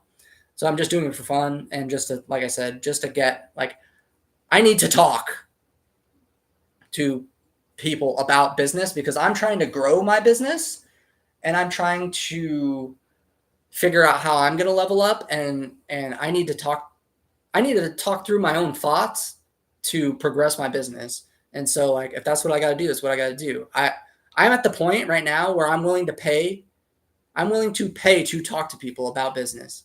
Like that's kind of like where I'm at now, is like I'm at a point where I'm willing to start paying people to listen to me talk. Like, like, so if I could do this for free, then I guess it's, it's worth it, because, I'm really considering going on like Upwork or something and paying business professionals just to consult with me, just so I can talk to people on the phone. Like, I don't know. Sorry, my hat's getting all bugged. Because I got bedhead because I've been on since earlier this morning. But I'm willing to like start paying people like $50 an hour or something just to listen to me like spew my ideas, because I think, and you guys can maybe I'm crazy or something, but I think I'm onto some ideas that are multi-million dollar ideas as far as I know. Like right now I can see they're probably multi-million dollar ideas, like legitimately. And I think the potential to go to like the big times is there. And I'll explain the concept is like, uh, I think this whole arbitrage business is going to be possible on a large scale. And I don't know. I don't know. I think if you can form one business that covers everything, right? So if I have buyers that in every category, someone's a buyer for clothes, a buyer for, perfumes, a buyer for, there's a collectible alcohol, whiskey bottles, whatever. There's collectible records. There's collectible Hot Wheels toys. There's baseball card. Like there's these people, these experts that you guys know of. There's a good example is like two J's Kicks. You guys know him. He's a sneaker reseller that has like a couple stores now. Uh, he understood the concept of being able to do it better than everyone else and being able to put the money and the power behind it to where he's grown to multi-million dollar sneaker business. And I think that type of model is possible in every category. And for retail and wholesale, I think we can just crush everybody on everything. Any physical product sold, I think, can be done better today. Like you can just throw a dart at the wall, pick whatever item category you want. Just be like, as long as it's not, right now what we're seeing is big brands are attempting to block the resale of their goods, which in my opinion is illegal. Like, I don't know how you can possibly say like, oh, I bought these Adidas sneakers and now I'm going to prevent you from selling to someone else for more, because that hurts my brand because you're selling it for a higher price than what it should be or whatever. Like, I don't really understand how that whole concept makes sense. But there are still plenty of other products you can go after right now that the big brands aren't controlling yet. I still don't really understand that, but you're still going to be able to sell things like locally and whatever. Like, but there's big money to be made in cell phones. People make a bunch of money on an iPhone because an iPhone costs $1,500, and 2 years later you don't want to use it anymore. Like, to you, that $1,500 iPhone is now worth $0 because you don't want it. You're gonna again get a new phone. You're getting a deal on the new phone. You're getting it for free, whatever. But that thing costs $1,500. Like, somebody else will take that used for $700, $800, right? And so, there's no like big retailer of used secondary phones. It's a whole bunch of resellers that make all this stuff possible, right? And so I think there's room to grow out to where you can put in, because there's no way that me from my living room here or whatever should be able to outcompete a $1 billion brand, or let's say an auction house like Sotheby's or something like that that's been around for 150 years that has a panel of experts in every category possible. There's no reason why me at 17 or 18 should be able to know more than them. And the fact is you can't. And very simply, because these people are full of hot air. Like if you actually, this is what I love about being an entrepreneur or whatever, is that everybody wants to give you glossary details about everything. Like, oh, like, what is there to know about scrap gold? Well, there's 14 karat, there's 18 karat, and you scratch it on the stone and you test it. That's it, right? And that's, if you Google, that's all the information you will find. But nobody's going to tell you about the difference between a gold aggregator and a gold refinery. What are your minimum requirements to sell to a gold refinery? What kind of certifications do you need? What kind of licenses? What kind of taxes do you have to pay? Like, no one goes into the details. Everybody gives you the glossary information, right? How do you, oh, it's so easy to flip real estate. All you got to do is buy it and negotiate a contract to take over their mortgage and get a good deal and then put $20 worth of paint on it and sell it. Like, everybody wants to make it seem so easy, but when you're in the trenches doing it, there is a 1,000 things you need to know. It's not one glossary thing that you can just apply to everything. No, there's 1,000 little things that you need to know to be able to do it. Like, that's what so when you start investigating these big companies, or supposedly like big companies, like what you do, or what I do, is I will go investigate my competitors, right? So let's go onto eBay and look at the largest jewelry sellers on eBay. Well, there's probably, I don't know, maybe 10 of them. I don't even think there's 10, but it's very easy to find out who the big jewelry sellers are on eBay because they control a lot of the market, right? Go investigate their company. Who are these people? Where are they from? And what are they doing? And how are they doing it, right? And can you do a better job, or can you get a piece of that, right? Because there's top jewelry seller on eBay right now is probably selling a couple $1 million a week in vintage jewelry or whatever, in jewelry. A couple million a week. If you go look into, I'm not going to name them, you guys can go figure it out. But if you go look at these people, it is one person. Maybe it's two people. Maybe there's four people.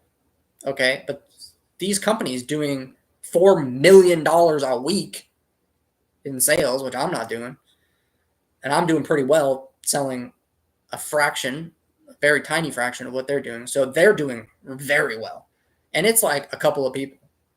I mean, and they're not doing anything special, and they're not even that smart, and they don't even know that much about jewelry, and they sell fakes and stuff, and openly sell fakes, and don't even care, because as long as they don't get that many returns, you get one piece of $30,000 fake piece to go past. Like, you get one of them to go through, you're making a bunch of money, So these guys don't care. So the opportunity for anyone to go in and just crush them is there, and that's what I'm trying to do, right? I mean, that's what I want to do, is I want to go in and crush them, because they're not even trying. Go into a local jewelry store and start asking them questions about, like, I don't know, diamond settings or something. They probably don't even know. Like, it's crazy. Like, you just go in and you think these people, like, they give the appearance of being super knowledgeable, or like really good, but then when you find out what actually happens, like when you go to a jewelry store, like, you're like, oh, I need this watch fixed or whatever. Oh, okay, well, it's going to take me a week or two. I got to get parts. I got to do this, got to go whatever. All they're doing is they're taking that watch and taking it to somebody else and having them fix it, and then coming back and then charging you more, right? Like, they're not actually doing any of the work themselves. They're literally just know where to go find someone else that does know how to do it. Like, a lot of times you just think that these big companies are just like invincible, and I'm finding out that a lot of these big companies, they're most of the time, 90% of the time, what you find out is they're shady. that's what you end up finding out is when you really start digging into like, how is this company making that much money on this stuff? Oh, there's no records. Oh, you can't find any of they have no business location. They have no website. They have no advertising. Where are they getting $4 million worth of jewelry a week?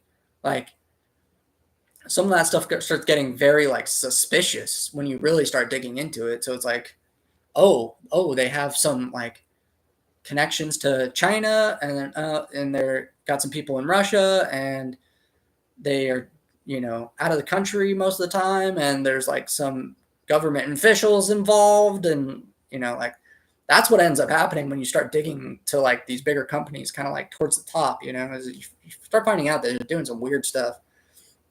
And so all we got to do is just be honest, hire honest people, teach them how to do it properly. Like, you will get business by giving good customer service, by packaging things correctly, by making sure none of the stuff you're selling is damaged, by selling things that are authentic. I have no idea how many comments on my eBay page, like feedback or whatever, that are like, wow, this is way better than I thought it was. And it's because like they're so used to getting junk that when someone brings them like the real deal stuff, they're like, wow, I got a great deal on this. And I'm like, I know you got a great deal. I am only giving you a great deal because I got a great deal, right? So I'm passing it along.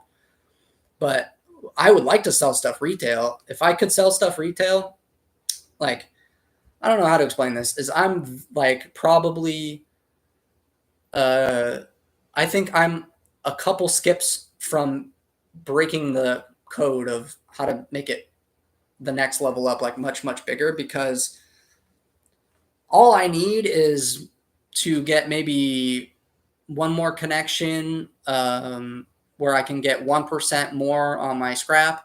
1% more on my scrap means 25% more on my business.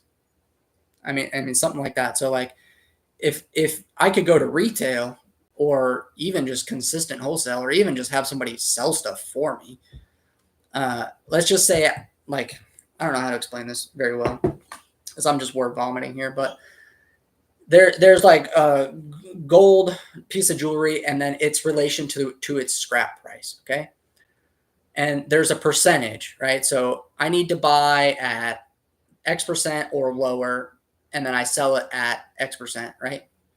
If I can move the price that I sell it at X%, I can now buy it at a higher percent. And if I can sell it for more, I can buy it for more. If I can sell it for more, I can buy it for more, right?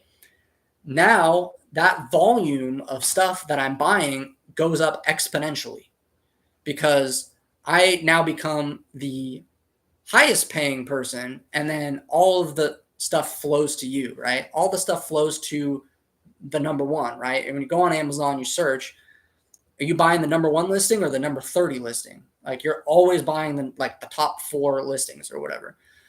So every like tiny increment I can do to increase my margins, like, get, I don't know, cheaper packaging material, or, more consistent connection, or other streams of income that make it easier for me to buy this, or whatever. If any percentage I can increase my margins, the return on that is exponential. And that's what's really important about business, is the incremental improvements make outsized returns to, like, you make a 1% change, it may seem like nothing, like, oh, I'm just making a tiny little change to my business. That 1% change usually has like a 25% effect on your business. And that's what's really exciting for me, is I'm getting to a point where my revenues are getting high enough to where a small incremental change, like a 25% increase in my business, is almost life changing. And so I need to, like, lifestyle changing, right? Or whatever, whatever you want to call it. It's not like I'm making 1% on $1,000 now. It's like, now it's across 365 days of the year. I'm working all the time, and my revenues are growing all the time. So if any change I can make to the business that makes a little incremental difference has this crazy return. And so I'll give you an an example of a few changes I've made. When I first started doing this, I was using an application to buy things on eBay that gave me results in 30 seconds or a minute or whatever, right? I went from 30 seconds down to like 15 seconds or whatever, right? And then my decision making, my ability to make decisions went from maybe it takes me 30 seconds to make a decision, where now it takes me 5 seconds to make a decision. Just something like that, like little incremental changes quadruples the business overnight, immediately. And that's what is really crazy about like having systems in place and models and for those of you who have studied business, your whole business is just an equation, right? There's just inputs and outputs, and like, it's just an equation. I buy it for this much, I sell it for this much, it costs me this much to ship it. This is my profit. This is, my taxes and everything, right?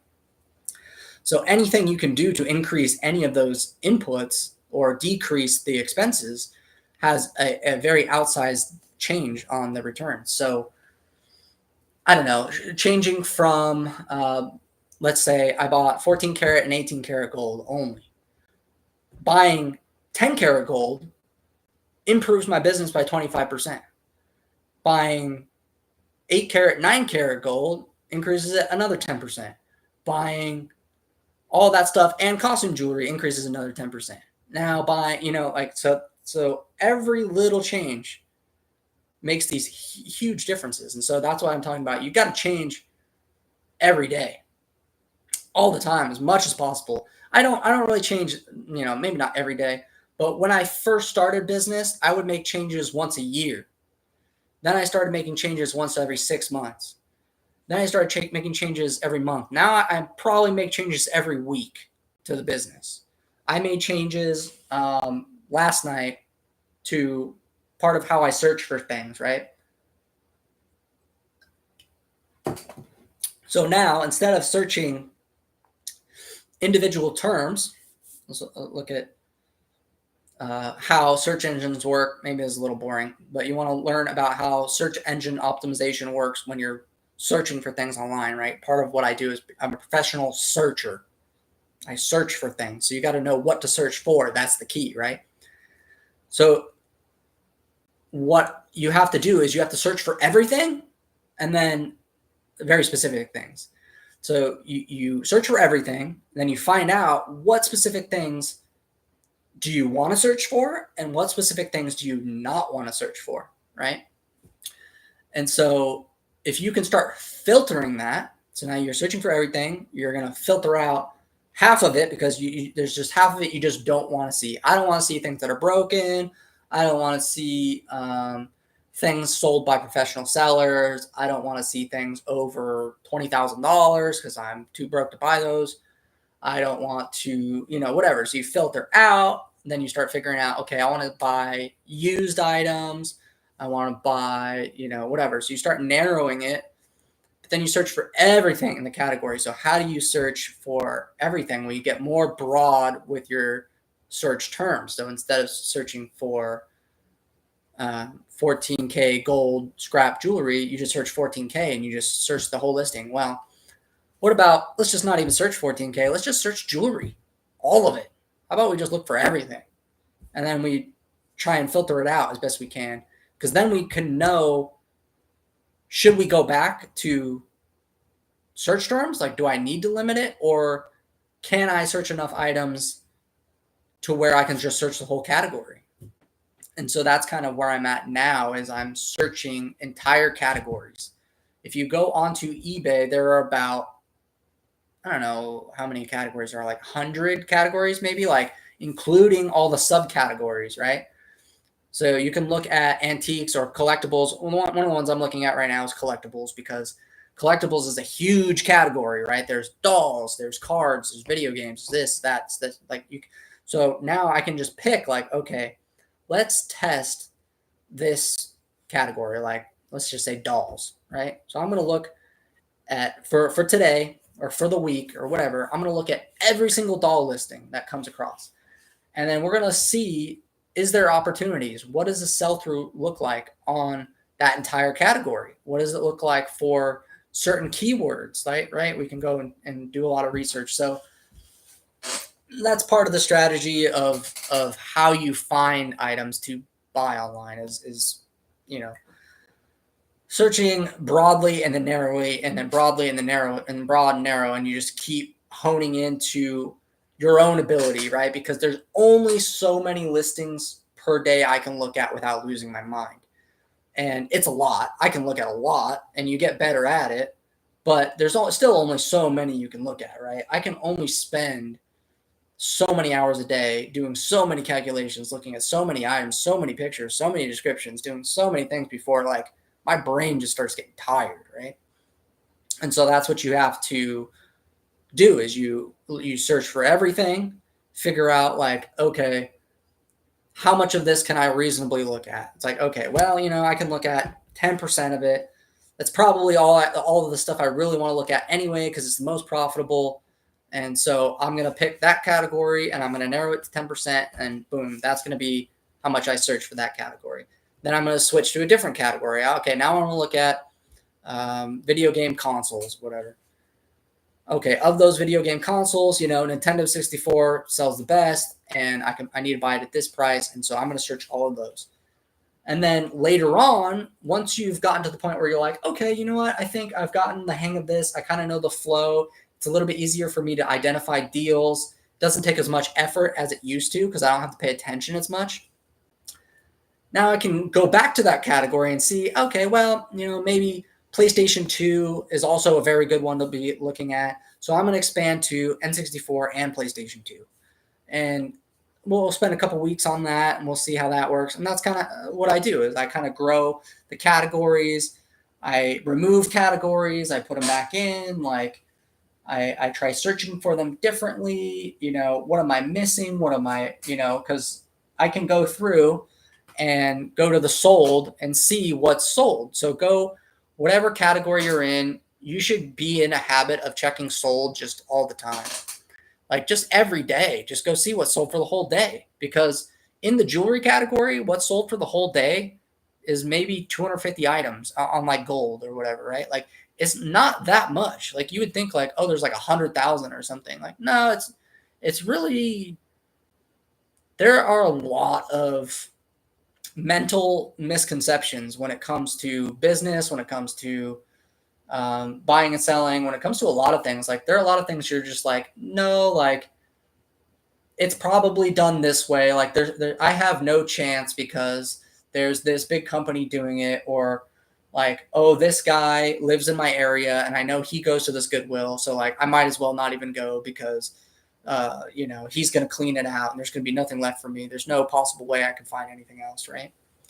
Which is just like always wrong. It's just always wrong. Like it's just never the case. There's always more. Like to say that there is even any kind of limited amount of inventory out there is just incredibly wrong.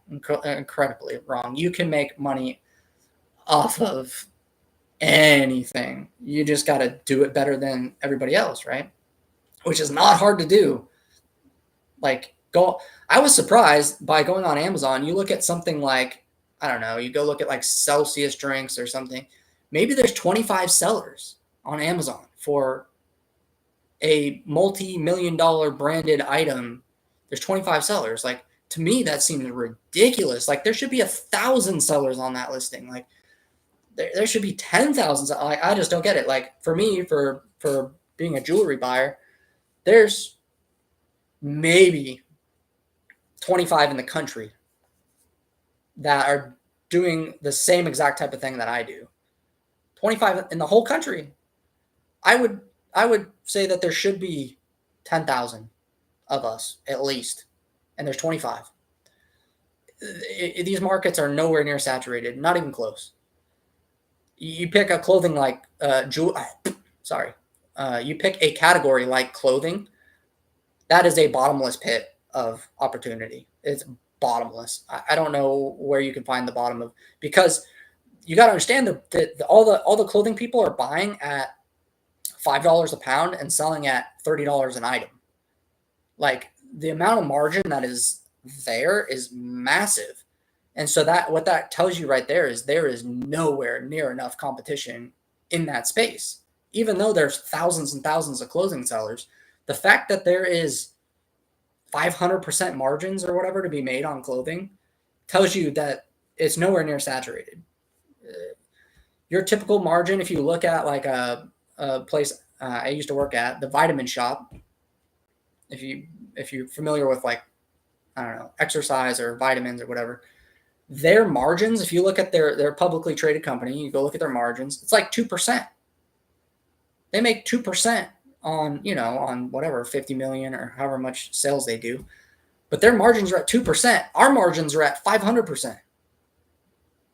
And so you're telling me like there's too much competition? There's no way there's too much competition, because our margins are at 500% and these people are making money at 2%. So like clearly there's enough money to be made out there. And I think it's currently basically bottomless, So anyway, let me get something to drink. Let me go to the restroom, and I'll stay on as long as I can. So I'll be right back, everybody. My one viewer, I'll be right back.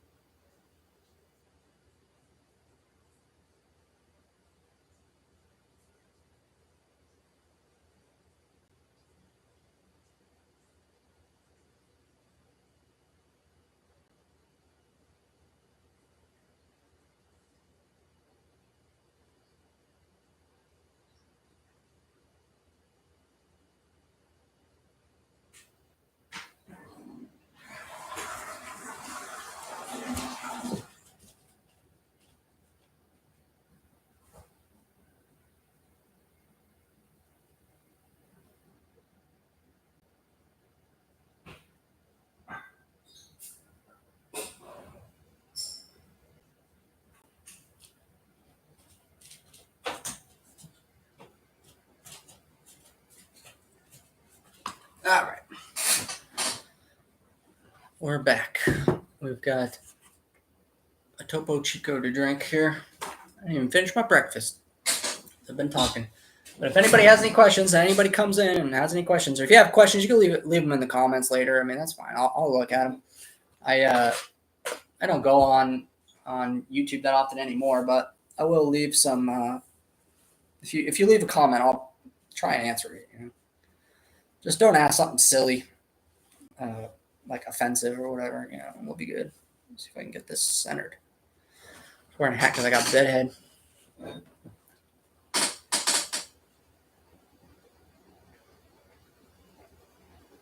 Let's see what's going on. Oh, excuse me. Let's see what's going on. Here is a 14 karat gold necklace, 12.6 grams, $1,000. That's going to be too much for me.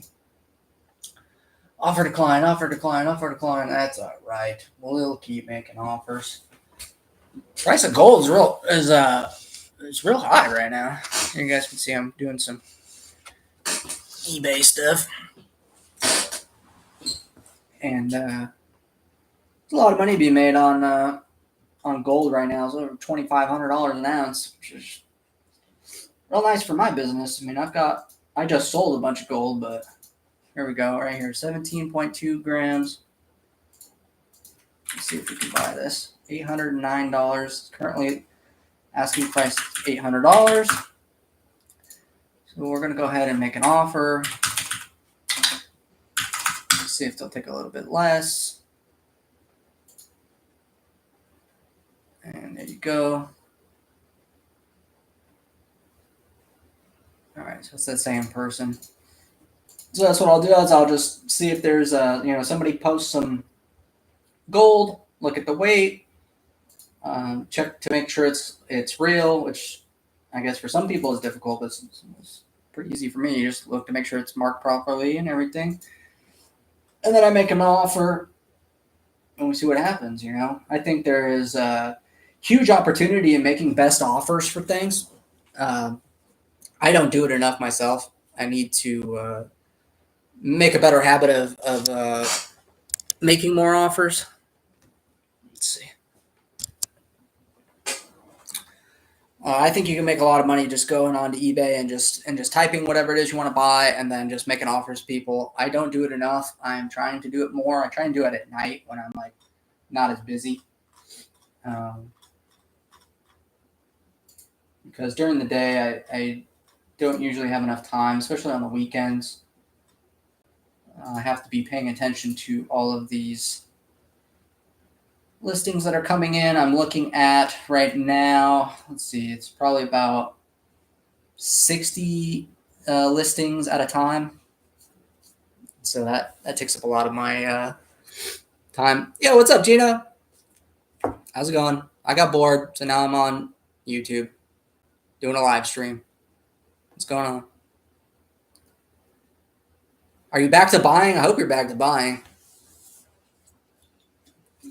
Gina, I'm just jealous. Gina, I'm jealous of because you just could have like a giant business and you just like are like, nah, I just don't want to. I'm like, all right, that works. I've been good. I'm good. What have I been doing? Went to the aquarium like last week. We went to the aquarium. That was fun. And then what else have I been doing? Been working and not really finding too much. It's been okay. But I've been handling a lot of like I don't know returns and I don't know just a lot of different fake stuff, testing things, whatever. And been started going back to the gym again. Was working out. Uh, been cooking a lot of food, that sort of thing. Don't really do a whole lot, especially when it's not busy. I'm just watching the listings, see if there's anything I can find. We've got a lot of 15 vintage rings. It's a nice one that I love to look at is just rings, man. Rings, rings, rings. Costume ring lots, costume ring jewelry, whatever, because you find real gold stuff in these costume ring lots just all the time. This one is $30, so like there's nothing in this lot that I see right now, but definitely a good opportunity for people to look at is uh, this one says junk unmarked vintage rings. It's a lot of 15 junk vintage rings, whatever, right? It's $30, and I don't see anything even like remotely close to being worth buying in there. But you have to understand that one gold ring is going to be worth like $120 to $160 and up, right? So that's 4 times the money you've got to spend. It's $30. You could potentially, off of one ring being gold, make 4 times that price. So what does that mean? That means only 1 in 4 times does that ring have to be gold for your break even. So you can actually be wrong 75% of the time on buying it and still break even. And that's what I don't get when people say like, oh, there's a bunch of risk. Well, there's risk and reward. And if the reward is 10 times the price you have to pay, you only have to be right 1 out of 10 times. And that's a concept that a lot of people don't understand. And it's a concept that is very common in like professional poker. Such a good, so good at math. Well, I'm a fan of poker. I don't know, like, I guess there's probably not a lot of people that understand, but or like game theory or something like that. I don't know. But in poker, if you can look at what's called like a poker chart, and it'll tell you, you know, what possible combinations of cards the person could be holding, and when they bet, how the relationship between how much they bet, the amount of money they're risking, affects the number of cards they could possibly be holding. And so that's kind of, I applied just that same concept to buying things is I'm taking a risk, and there's a certain amount of reward. How many times do I have to be right? And how confident am I that I am right? And in that kind of 10-to-1, risk reward, like maybe it costs me $10, it could be worth $100, something like that. I don't even come close to even risking 90%. I'm typically right on my bets like 95% of the time. I'm almost always right so I don't, like, people say like there's so much risk. I could take probably 40% more risk than I do, like easily, and still be profitable and still not actually be technically risking anything, because over a large enough a sample size, you will be profitable as long as you are right 51% and wrong 49%. You can still be profitable at 51%. I mean, it's more than half. So I think that's interesting that people are saying, oh, there's a lot of risk in buying jewelry or buying big dollar items or something. I think it's the opposite. Like, the risk is actually a lot lower because you're buying something of quality when you spend a lot of money. Living the good life. What's up? How's it going? Hey, you're still a moderator in my channel. Nice. I haven't been live in like 4 years or something.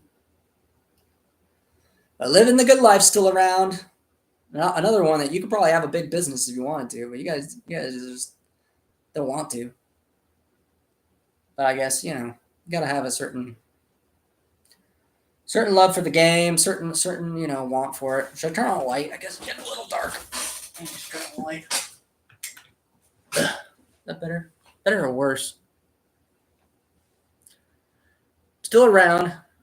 Yeah, retired. It's all for fun. Yeah, that's what I find pretty interesting, is like everybody that does this is like not professional. Like, I can't find anybody that does this like professional like as their job. It's pretty rare. And the 10 or so people that I found that do it, I try and ask them if I can like work with them or if we can bounce ideas off each other or anything, and everybody's like, nah, not interested. Like, there's a guy, what's his name? He's on eBay and he makes offers on all the scrap gold, and I know who he is, and I'm pretty sure he runs a pawn shop. And I've reached out to him and just been like, hey, like, he's like 60 or something. I reached out to him. It's like, hey, like, I like your business. I like what you do. Like, is there any advice you could give me, or like any tips or anything? Just didn't respond at all.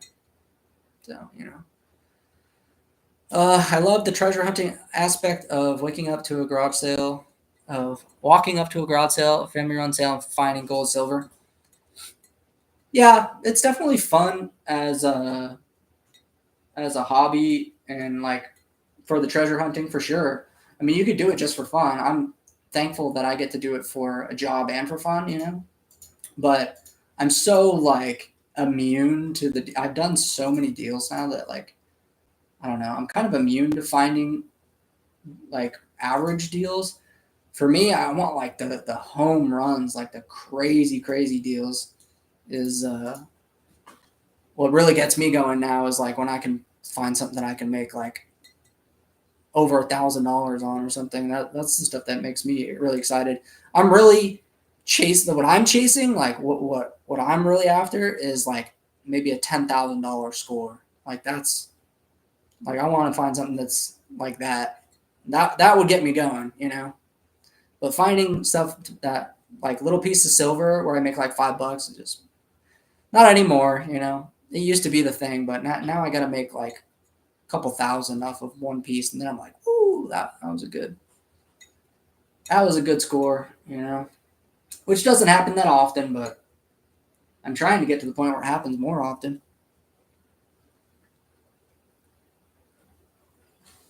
This is one of my favorite drinks right now. Topo Chico. Little mineral water. Sparkling mineral water. It's good. Hopefully my mail's getting here soon. I've got a... Oh, it did come. All right. Maybe I can go get it. Hi. What is it? Like a missed mail. Miss mail? How many packages? Just one, or? I don't know. I haven't looked at it yet. He didn't knock. I was home. My mailman never knocks. Is there still more packages at the door, though? I don't know. I just got home. Oh, you didn't check the front? Not yet. Oh. I just saw it when I pulled up. All right, thank you. I haven't found any gold teeth. I've got gold teeth right now.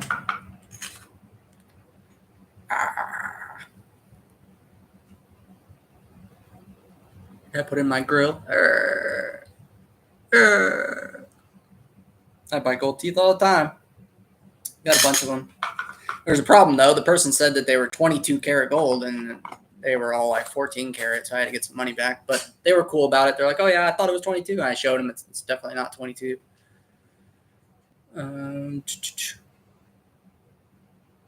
It's been a long time since you first started while you were in school. Taste and circumstances changed. Harder to get the scores that get you really excited. Yeah, I've been doing this a long time. What's really been interesting is so when I first started, I did mostly garage sales and estate sales. Well, I only did garage sales at the beginning. Then I started doing estate sales. Then I stopped. I got a regular job at a bank, and I worked at a bank for a while. And then I started doing estate sales on my like lunch breaks and on my days off and stuff. I started making more money at the estate sales than I was at the bank. And so I was like, well, I'm going to quit the bank and go do this because it's a better opportunity and it's more fun and takes less time and whatever. Then like right after that was like, coronavirus, everything shuts down. So I'm like, well, I can maybe try and buy online. And then I found I could make money buying stuff online, which was awesome. And I could still go to estate sales and garage sales. And so for a while I was doing all of it if I could. And then I, further developed that to a system where I could see a lot more things quicker and more and better and whatever. But only in the past maybe like 6 months, maybe 8 months. Probably like the last 8 months have I gotten to the point where I feel like I can, where things have gotten a lot better. Like things have gotten like maybe 4 times better because I have changed up a little bit of the way I buy, how I buy, what I buy. Like, I used to look at maybe 2 categories. Gold and silver was like pretty much all I would look at. I actually didn't even look at costume jewelry probably till only like a year ago online. I wouldn't even buy costume jewelry. I only recently started, last year buying costume jewelry online as well.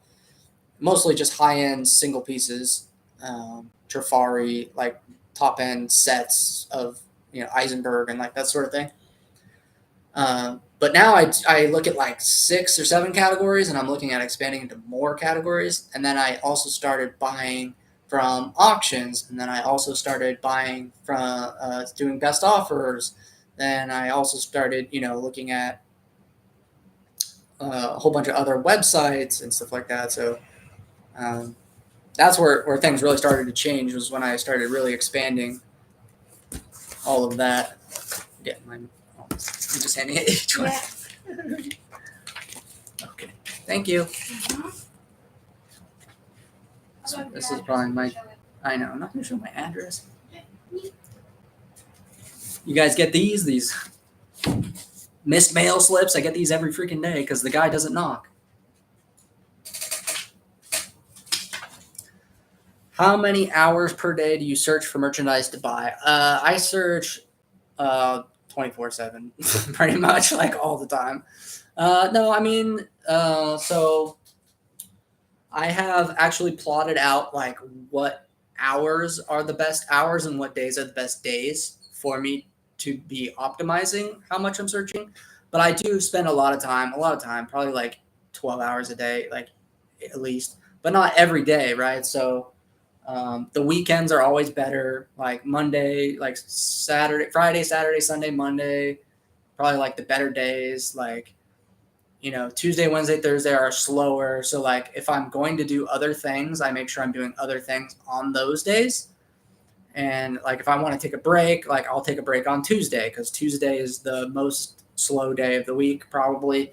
And there's certain hours of the day that are better, right? Like, I guess a lot of people know that around dinner time, like around like 4 p.m. to 6 p.m., whatever, is like one of the better times to be active online. So I will specifically choose those hours to be searching. And so there's a little bit of optimization you can do, but I'm self-employed, so I can spend as many hours a day as I want to, or as little hours a day as I want to. It just kind of depends how things are going for that day. A lot of the times you can kind of get a vibe for it. So if you searched for 4, 5, 6 hours for that day and you haven't found anything at all, it's probably just like, you could probably pack it in. I mean, maybe should you keep searching? Could you maybe find more if you kept searching? Yeah, but if it's not happening that day, it's not happening. And so if you go on a different day and you're finding something every hour, then you're going to continue to push the hours. Like, okay, now I'm not getting off this thing because it's raining money. When it starts raining money, that's when it's time to stay on, right? So I just kind of go by that. Like if it slows down, I can take a break. If it's busy, then I'm not moving because I'm making money hand over fist, and it all comes in small spurts, right? I mean, it's probably been right now. I'll tell you guys, it's probably been 8 days since it's been busy for me. 8 or 9 days. I've found some things, but it hasn't been crazy busy in the past, like, 8 days. So sometimes you can go a week, 2 weeks with nothing, with a very, very, very dry spell. But then you can make enough money for your entire month in 30 seconds. So that's just kind of how it works, Do you see yourself continuing this job or changing things up eventually, or do other avenues of purchasing, auctions, etc., that you add to your searches to keep things new for you? Okay, pretty extensive question, so give me a second. Do you see yourself continuing this job? Yeah, I mean, I definitely am going to continue doing what I'm doing. I'm making a very respectable living, and it's not very difficult, and I don't know, I'm chilling. I love the job. It's very fun. It's not boring. There's new stuff every day.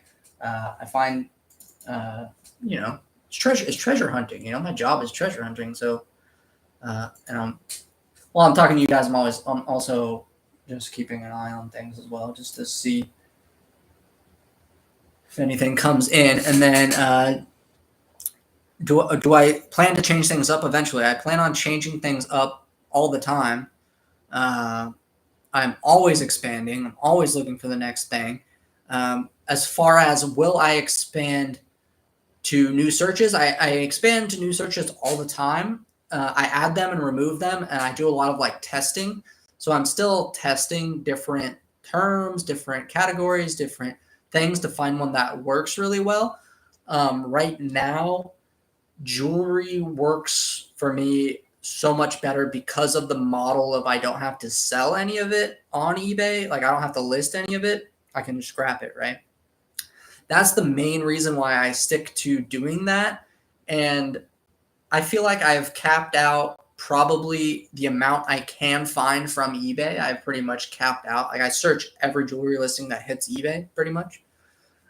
Not all the best offers, not all the auctions. I don't see absolutely everything, but I'm covering a majority of what gets posted.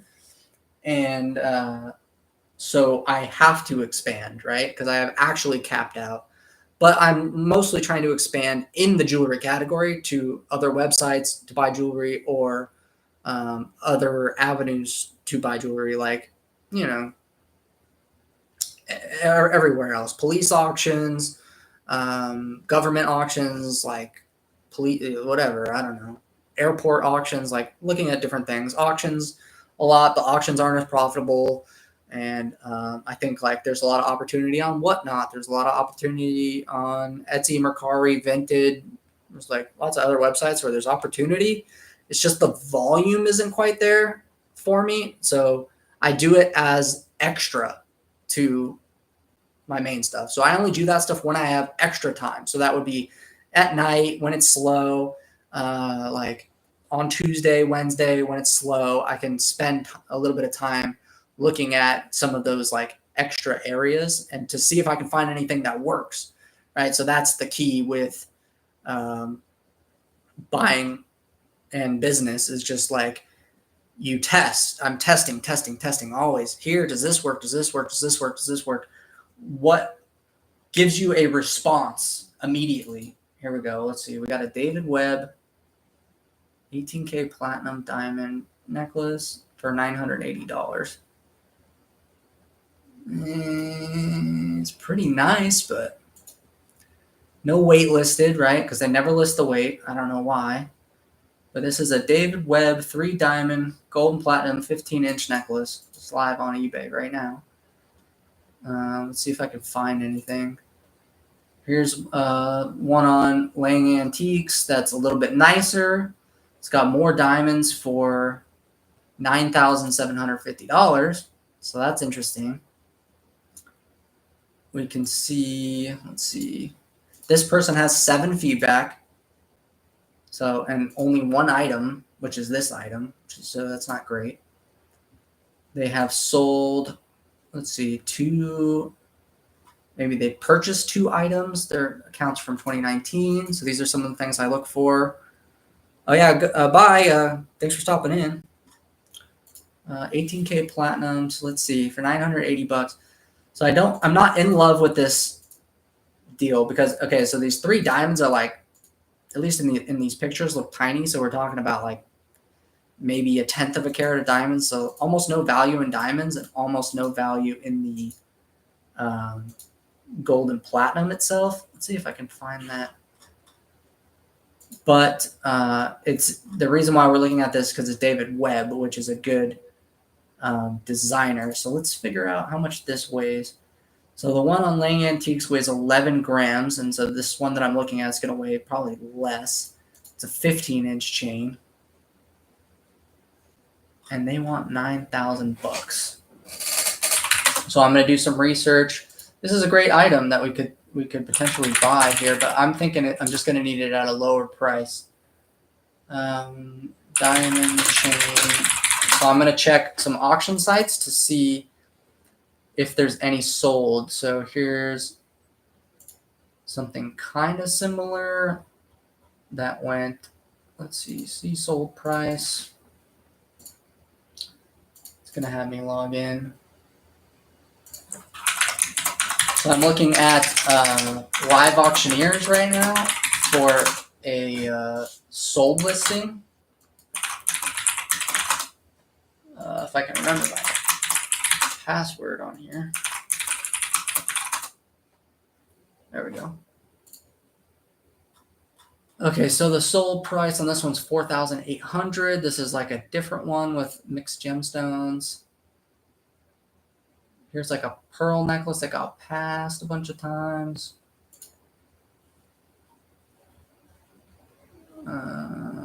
Okay, so there's not a lot of information. It's still available. Web 18K platinum. So where would I be comfortable on this piece at? Let's see.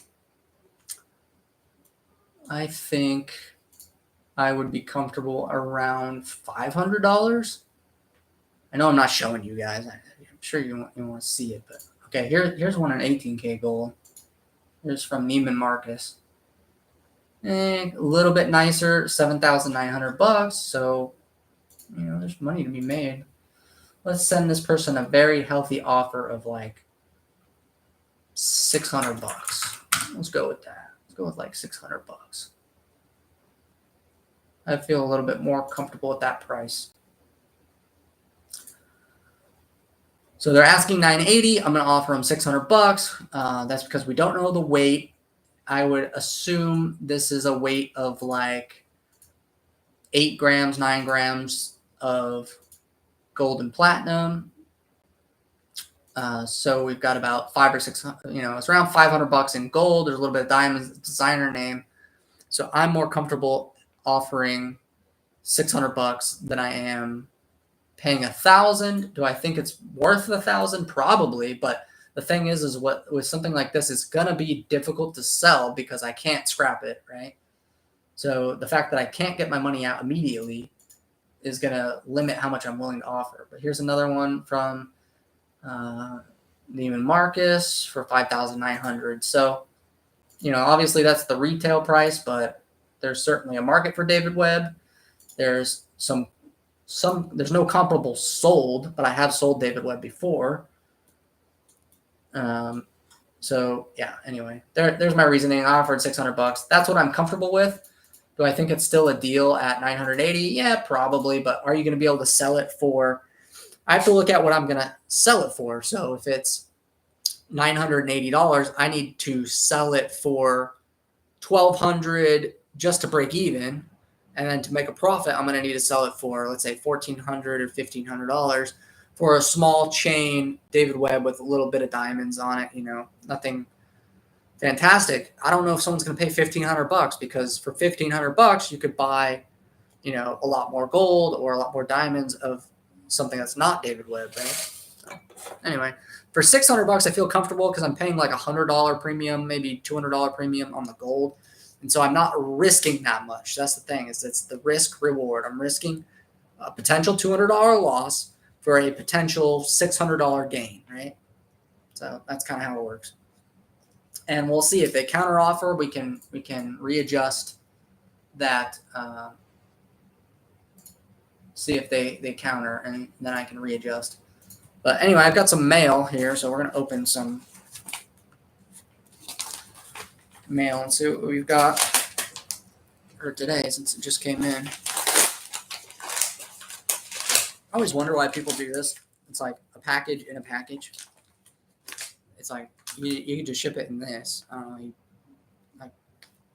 I don't know why put a package in a package.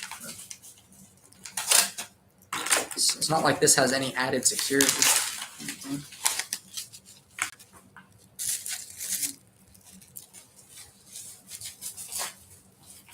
Let's see if I can get this open.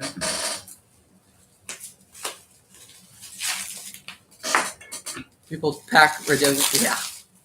As long as I don't really care. So people wrap stuff very, very weird. As long as it doesn't smell like smoke, man. Like, I hate the ones that smell like cigarettes. Like, those ones are just, I have to throw them outside immediately because they smell so bad. Let's see. This is one of my watches that I ordered. Let's see what this one is.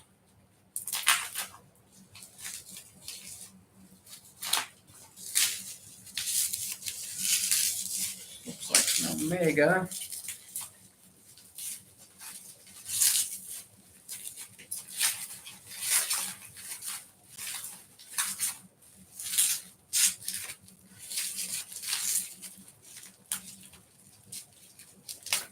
Got some links on it. Interesting.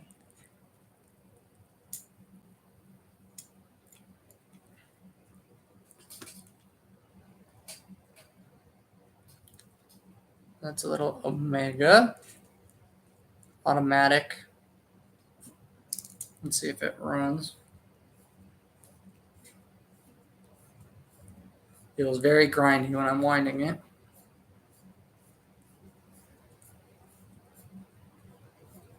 So that means it's not winding correctly. Stem won't come out properly. I'm trying to pull the stem out to change the hours, and it won't. So this thing obviously has some issues. Let's see if the automatic winder works. Automatic winder is winding.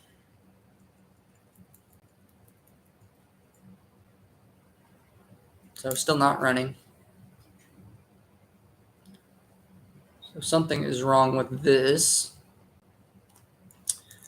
And if I had to guess, these Omegas, this specific type, this automatic Genève that are kind of like thin, pretty thin watch, have a specific caliber movement in them. It's called like a 1020, I believe, movement, which is like a real thin rotor with a bunch of like plastic parts that hold a lot of it in. and those break very, very easily, and they're not that difficult to fix, but that would stop this one. But this one seems like it has a winding problem. The crown is pretty beat up and maybe replaced. So maybe somebody put a crown and winding stem in here that doesn't fit this properly. It could be that, or it just needs to be serviced. But this was like $100 for. I bought it for parts, and something like this. I'll open it up. So I'll open up the back. I'll see if there's anything I can fix, like if something's just not screwed down, or if I can do anything with the crown stem that's maybe bent or whatever in there. And if there's nothing I can do with this, I will probably just sell it as is for parts to somebody else, because to get watches serviced in the United States is relatively expensive, like maybe $300 or something to get this service, which is the value of the whole watch. And if you sell this to somebody in China, they can probably get it fixed for like $30. And so that's typical of the watch market, is you'll just ship it. It'll go to somebody overseas or somebody who is a watchmaker that can fix it for $30 or whatever. A lot easier than I can. All right, let's go on to the next one. Weirdly, you never get any stinkers. Oh man, I get some that just are awful. I get some that are awful.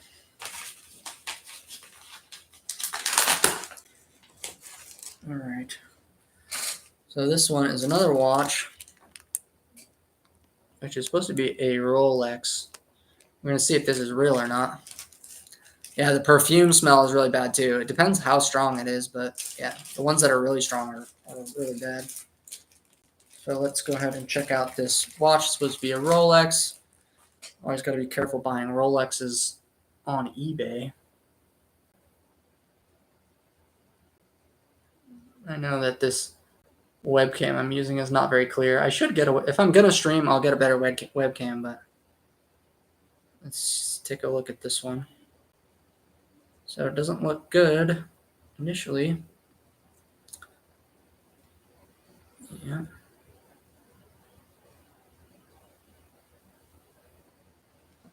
Let's see if there's anything. So eBay normally would do verification on a Rolex if it was over $750, but this one was not. And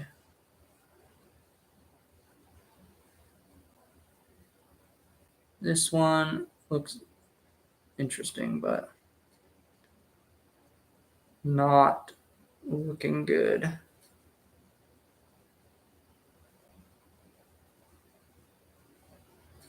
Yeah, so a couple of things are looking off on this for me already. Let's take a look at the dial.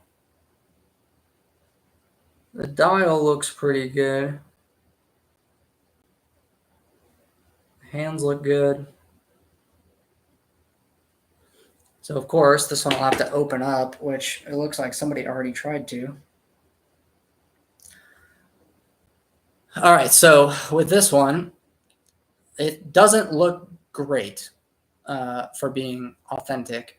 The main reason why it doesn't look great for being authentic is in between the lugs here is where you're supposed to have the serial number and the model number on the other side. So this is where you look for on a Rolex, the serial number and the design number and everything like that. It should say, designed by Rolex, and then a number, and it should say whatever model it is, like a whatever 16610, whatever. And this one doesn't have anything. So there's no numbers there, right? Another thing is I'm looking at this case back here. Sorry. So I'm looking at this case back, and it looks off. And you're not going to be able to see it, but can you see the polish on it? The polish on it doesn't look right as far as like it looks like somebody polished it very heavily potentially or something, or it just doesn't look correct for a Rolex part. Okay. This Rolex crown on here on the side, which you just can't really see that well. Also, looks a little off. The whole crown itself looks a little off, which is okay. So all these things are not necessarily the end of the world, but then there's also a dent right there in the back of this case that somebody tried to pry it off instead of putting a thing on it and twisting it off. So what I'll have to do is I'll open this. I'm going to try and get this back open, and I'll check the movement to see if it's real. It doesn't seem real. So yeah, if it's not real, I will return it for sure if the whole thing is fake. This dial looks pretty real, okay? When I'm looking at it, the writing on it looks very sharp, very clear. The crown looks very centered. The loom plots, so there's these little dots that go around the outside, look good. And these hour markers that are kind of like, you see how they're like an arrowhead type of shape? That is typical of a vintage Rolex. So that looks pretty correct. And with Rolexes, you find that a lot of them are Frankenstein watches, right? So this could be very well a real dial and hands and movement in a fake case. This could be a case that has been just polished to hell, and so the serial numbers got polished off, because this is a watch from probably the 70s, early 70s, late 60s. This is an old watch, gold cap, stainless steel Rolex. And so it could be a Frankenstein watch. As I'm moving it, I can feel it like the automatic winder feels a little bit like bouncy in there. So that's not correct either. And it's not, let's see if we can get it running at all. The wind is a little crunchy, but it does run. And now the crown, see, the crown isn't going in and out correctly.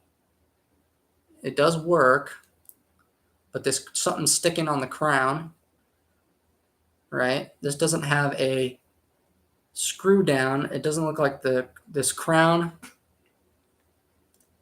is sticking up a little bit there. You can see there's a gap. So it's not sealing all the way, but the watch is running. And it's running pretty smooth. That second hand is sweeping pretty nicely, which indicates maybe a little bit better of a movement. So it could be a real movement, and it's just been messed with heavily. So we'll have to see. Anyway, I bought this for $450.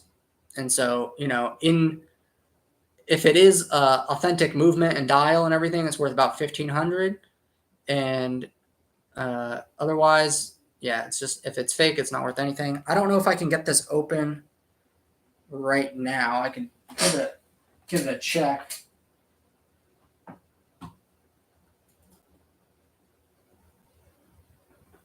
Yeah, I don't think I'm gonna be able to get it open immediately, because it looks like somebody's bent this a little bit. So I'm gonna have to get a tool to open the back of this and everything, which I don't have out right now. Anyway, we'll move on to the next item.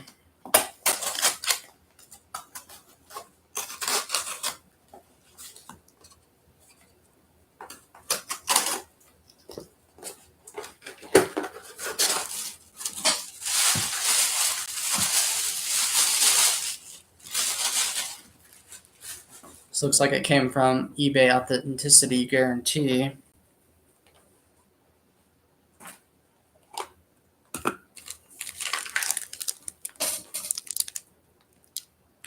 It's a pretty nice piece.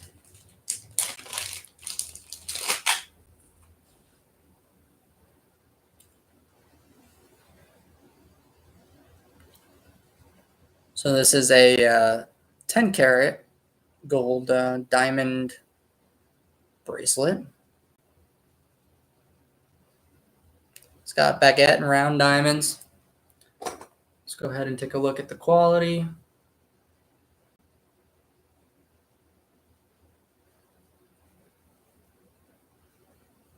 Quality's pretty good.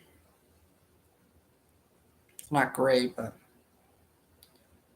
not bad. Probably needs to be cleaned. Check it for the markings. Yeah, 10K gold. Diamond piece. It's it's okay. I don't really get excited about 10 karat diamond pieces. This one looks sellable. I mean, it's a nice piece, and I will certainly try to sell it. You know, like I'll give it a whirl. But let's see. It looks like the clasp needs some adjusting. You see how that little this part here is bent over. It should be have like a little bit of a V to it. So we kind of can just. I'm gonna need tools to mess with it, but you just need to bend that little piece up a little bit, and it'll click in properly. It's at least 8 inches. Yeah, it probably is.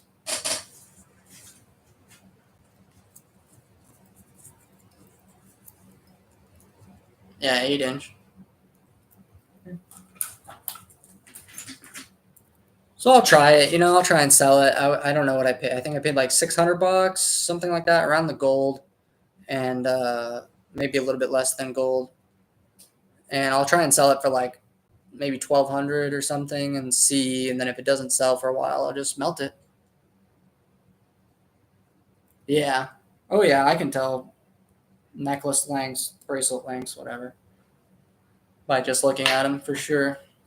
Let's see. All right, so that's that.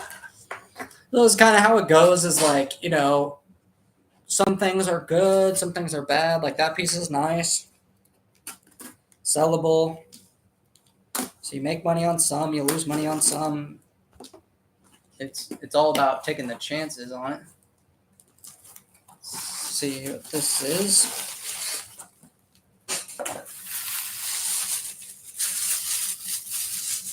Saw this one packaged.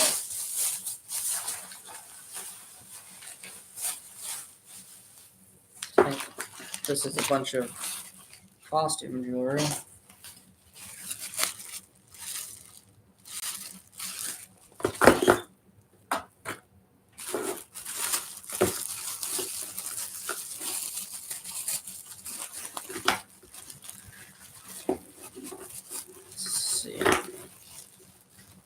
Stone here. Yeesh. All right.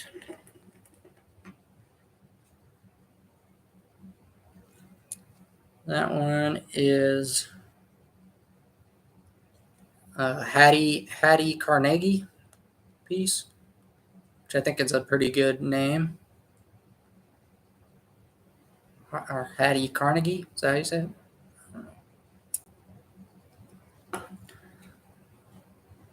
Maybe missing one stone, 2 stones, maybe. I think this is why I bought this one. Yeah, so that one.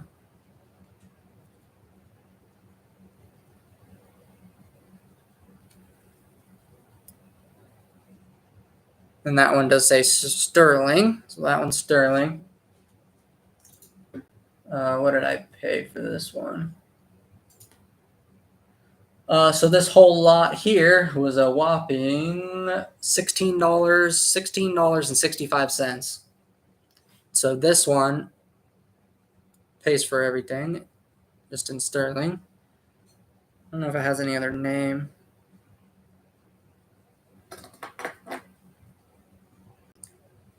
Just has an E.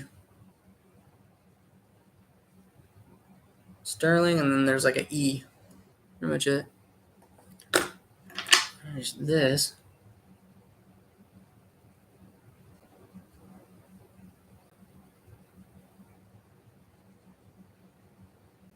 Big old like sweater clip or something.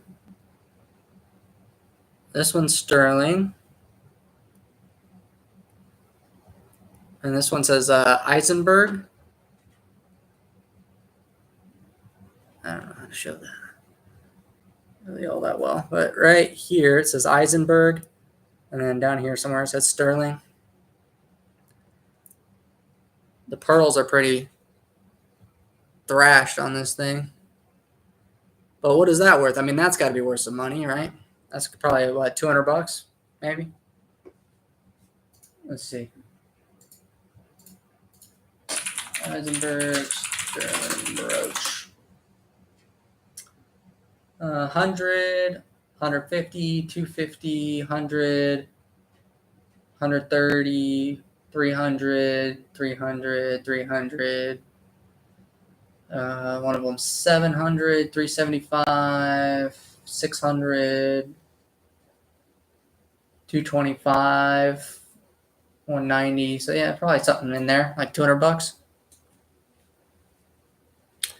There's that one.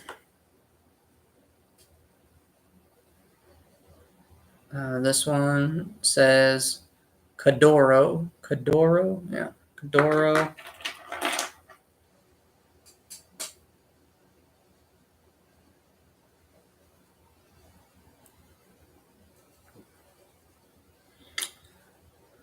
This one is Crown Trifari.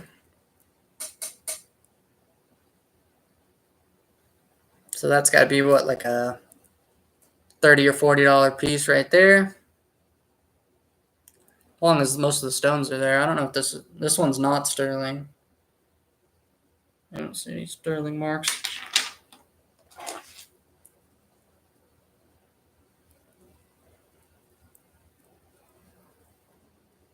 That's that. This one is Trifari sterling.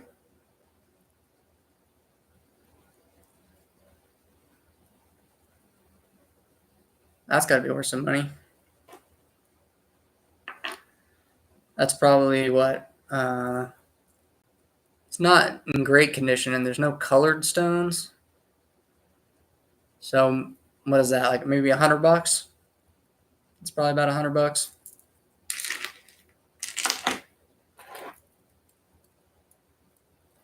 This is all Gina's type of stuff. Gina loves this type of stuff. I don't deal in this stuff as often, but this is where I started. I started with this stuff. This one is this is another Hattie Carnegie piece, but no silver. Hattie Carnegie there.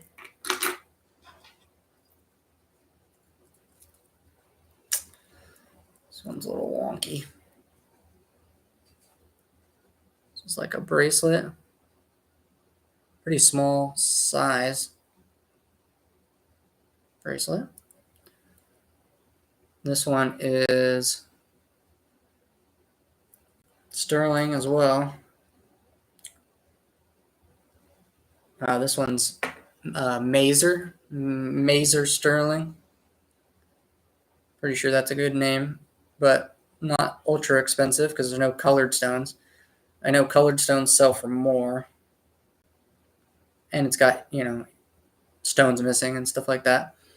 But that's still, I mean, it's pretty heavy too. So maybe like, I don't know, this is like $60 or $70, something like that. And this one looks like junk pretty much, but that one doesn't look any good. What is this one by? That one's Trifari. So I don't know what that one's like. Maybe that's only like a $15 piece or something. And then there's a pair of earrings. Looks like I'm missing a stone, one of them. And that one's Boucher or Boucher or whatever. And that's it. So that was $17 or whatever, and that's probably how much is this worth? Maybe $300 to $400, $300 to $400 worth of stuff. There you go. I'm pretty used to it. I mean, honestly, like I'll probably list like the couple of good pieces, and then the rest of them will just like go in a pile, and I won't mess with them. But I barely do any listings anymore. I'm so bad at it.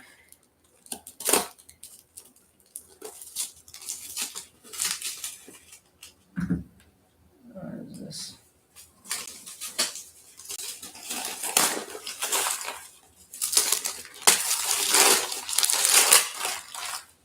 This one's wrapped up like a birthday present or something.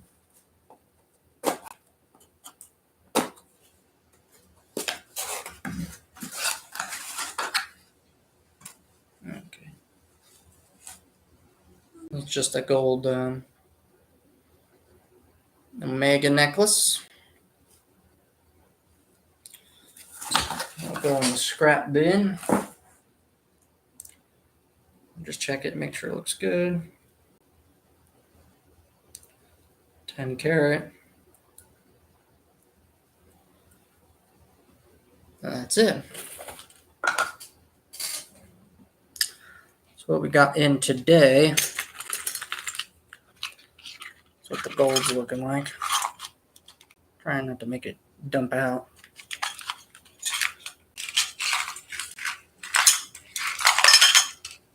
Like a watch I took apart. Lots of ladies' watches. Some gold earrings.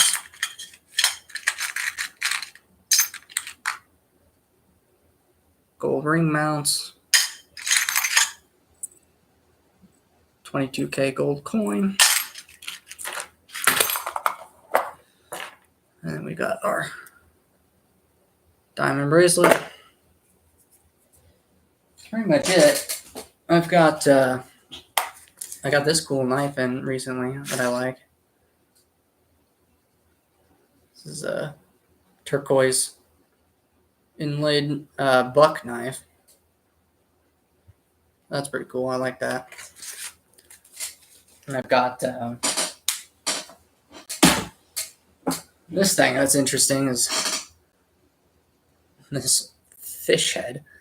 I bought this on eBay for like, I don't know, $20 or something. I don't think I can sell this because I think it's some type of ivory. I think it's probably like whale. This is probably whale bone or whale ivory. I'm not sure. It's like this little box. I think it's a snuff box.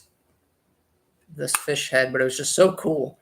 And I think these are worth like $200. Like I think it's worth around 150, $200, but I don't think I can sell this anywhere. I'm not really sure. You can sell well? Oh, okay. I think that's what this is. Some kind of like whale or walrus or something like that. It's not elephant. This is pretty cool. And I've got this. I've got some, this stuff. Let's see.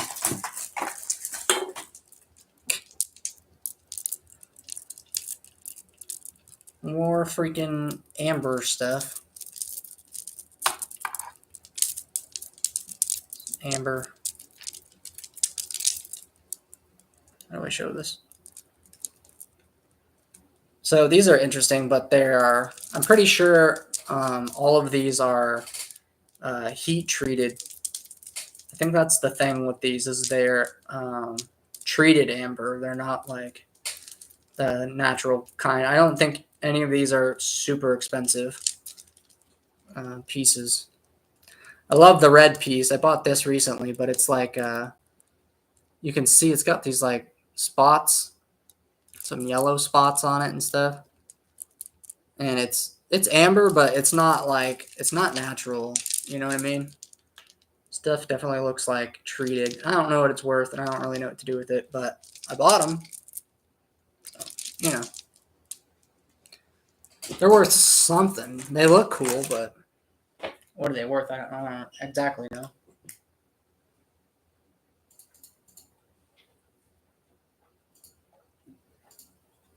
Let's see if this person hasn't responded to my offer for the David Webb piece.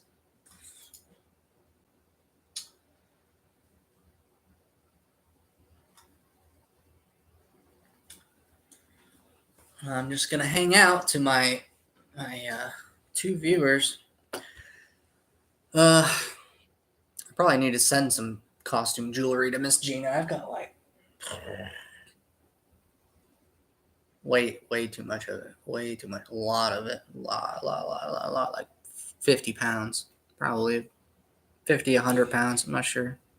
Of like pretty good stuff too. I mean, a lot of it I'm not even taking the silver out of anymore because it just takes too much time. It'll take me like 4 hours to like take all the silver out of it.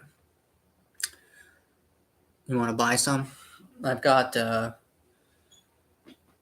giant boxes of it. I don't know. I'll have to see. I think I have at least one giant box of costume that I could probably get rid of. So you just have to email me, I guess. I'll be right back though.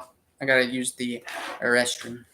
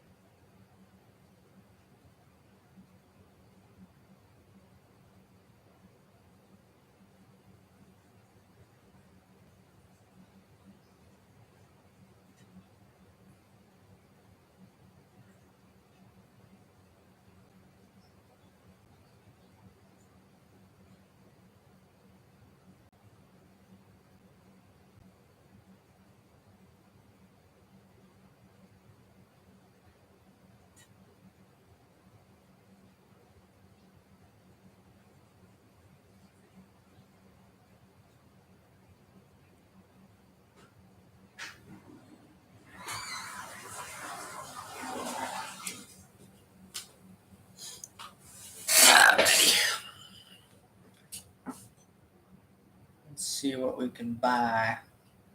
Almost lunchtime, actually. I should probably have some lunch. It's been pretty slow today. What is this? Big Lalique bowl. $475 Lalique. I used to deal in crystal a lot, but I just don't do it. I just can't do the crystal anymore. Too heavy, too big. One chip and it's worthless. There's a Seiko World Timer. Interesting. Testing out some different searches right now. I'm trying to see how I like them. I'm just not sure if I like them right now. It's been really slow, so I don't know. I can't tell. I can't tell if it's my searches are bad or if it's just slow on eBay and I just have to wait. Everybody keeps telling me that probably just like it's gonna get busier in like a couple of weeks. It may pick up, or in a week or two. I just gotta wait, but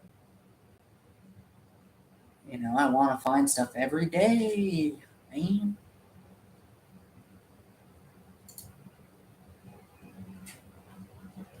I'm not seeing a lot. There's a lot of different. I've been looking at some different like categories for the jewelry of like loose beads. There's like a children's jewelry category. There's like a, you know, there's men's, women's. There's like a other jewelry category, and then there's a collectibles jewelry category, which sometimes things get put in instead of the jewelry and watches category. They'll go to collectibles jewelry category, and then same thing with like silver stuff. It'll go to bullion. It'll go to antiques, bullion, scrap, gold, silver, whatever. Like, so there's a lot of different categories, and so I'm starting to learn about the different categories and about how eBay like shadow does listings, if that makes sense. Like eBay will customize the searches you do on eBay based on your history and based on the best match of the item. But there may be more items listed than what eBay is actually showing you, and that can be because of your search history. It could be because of how the listing is titled. So like a lot of times people will misspell listings or do them incorrectly or whatever, and those things won't get categorized right. They might be blocked from you viewing them. So there's a lot of different tricks you have to do with the search on eBay to make sure that you're seeing everything that is being posted, because I would notice from time to time, like there are certain things that would sell or that I would post or whatever that I would end up just not seeing. And I'm like, why am I not seeing this piece of jewelry that I should be seeing? And it's because of those reasons. People mess up the titles and do all kinds of weird stuff with their listings. Wonder what's going on with this. I don't know. The David Webb piece. No, I'm only seeing a fraction of the listings. Yeah, I mean, I think I'm seeing like a majority of the jewelry. It's just like certain things when I go to make best offers, or like if I search like sterling, I might only see sterling jewelry and I won't see sterling flatware or sterling bowls at the same time, because they think I'm searching for jewelry because of my search history. And so they'll only show me jewelry. They won't show me flatware or something else when I search sterling, right? So you have to. That's what I mean by sometimes you got to go broad search, sometimes you got to go specific search, and you kind of got to hit everything in between. Otherwise, like they won't necessarily show you all the stuff, and that's typically where you find deals, is in the stuff that everybody else can't see or that has misspellings or whatever going on with it. So here's a 14 karat gold watch. Can't see the weight on the scale. I took out the works to get a more accurate gram weight, but you can't see the gram weight in the picture, but it's probably too light. Maybe 20 grams. 20 grams is a lot. I mean, 20 grams is almost $1,000 these days. It's not quite there, but $940 for 20 grams of 14 karat. I mean, it was $1,000 for 30 grams like a month ago. So, price of gold's going crazy. Here's a Eisenhower dollar collection. Nothing. Collectible junk drawer lot. Man, I love these ones. Collectible junk drawer, where it's just like random stuff. You can find some really crazy deals in these things that people just call junk. This one is $77. There's a couple of books. And there's some jewelry, but it all looks a little too new. When I'm looking through costume lots or I'm looking through junk lots or whatever, I'm really looking for some pieces that are old, that are older than like the 80s, older than the 70s. I'm looking for anything that's showing like 100-year-old stuff in the junk lot is like a very good sign that you might find something good, because just a lot of the older things just tend to be worth more money. There's a 14 karat, another Omega necklace. It's too expensive. Let's see. I'm just hanging out. I'm just working, guys. If you have any questions or anything, just let me know. I can answer them. I'm just doing what I do. Keep an eye on the listings.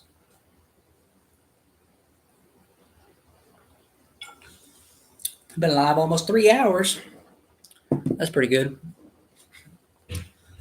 I'll probably hang out here for a little bit longer, and then I'm just gonna get back to work. Throw away some of this trash from the mail. But the big jewelry lot I'm looking for is in here. This thing, $1,700 worth of gold. I think that I need to go pick up, but I can't pick it up same day. I have to pick it up on Monday because my mailman doesn't knock the door. I gotta find somewhere to put all this costume jewelry. That's a crazy piece. This Eisenberg piece. Yeah, I don't know. The thing is like I can't really hear the door from here anyway, and I've got the door closed and stuff. I don't know what this one's worth. This little Hattie piece. I don't have anywhere to put it.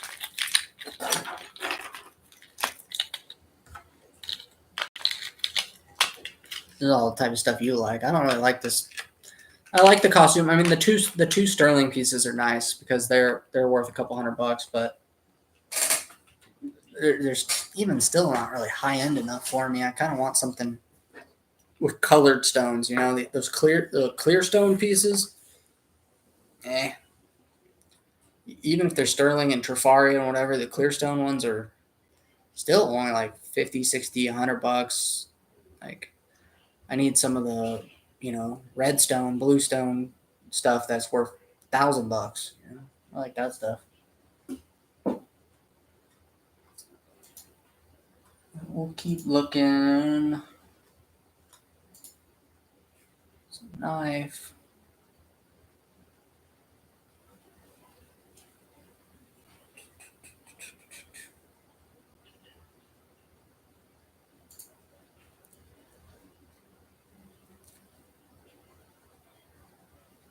Nike. I'm trying to get into some Nike stuff. I think there's money to be made in Nike. A lot of people resell it, but it's not that good at identifying the models. I sell the lower end costume. Yeah. I don't deal in any of the lower end costume anymore. What I'm thinking I'm going to do is I'm going to hire somebody to sell all of that stuff for me. It's just not yet. I will probably soon. My plan is to maybe just stack up enough for somebody to list for like a year, and just pay somebody $20 an hour for 20 hours a week or something to get all that stuff posted. Because if you're doing listings all day long, there's guys on here that do 100 listings, 200 listings a day. I mean, I do, like, on a good day, I can do 10 listings a day. Like, I literally just can't do more. So, I think if I can get somebody that all they do all day is listing, then, that could be good. Yeah, $30 to $60 sell point. I put it on eBay because my people won't pay it. Yeah, I mean, that's your typical seller on eBay, $30 to $60 price point. I mean, there's a lot of money to be made, but it takes a lot of hours. I just can't put the time. I don't have the time to do. I can't list for 20 hours a week. I can't. I can't. I could barely get maybe 10 hours a week probably listing. Like, I could probably do 2 hours, and that would be at, from 8 p.m. to 10 p.m. I could do listings, because otherwise I got to be buying or cooking dinner or, just doing other things. Like, I can't, I don't know how I would do more than 10 hours a week of listing, which I don't even do now. I did a couple weeks ago. I did a bunch of those auctions. I did all the 99-cent no reserve auctions, and those were great. I love the 99-cent no reserve auctions for for clearing out inventory and unlocking some money. I think I listed every week for 3 weeks, and I did that like 2 hours a day for like 5 days a week. And I think I got around like $6,000 maybe in sales over the course of like 3 weeks, 3 or 4 weeks. It was like $6,000 in sales. So it's like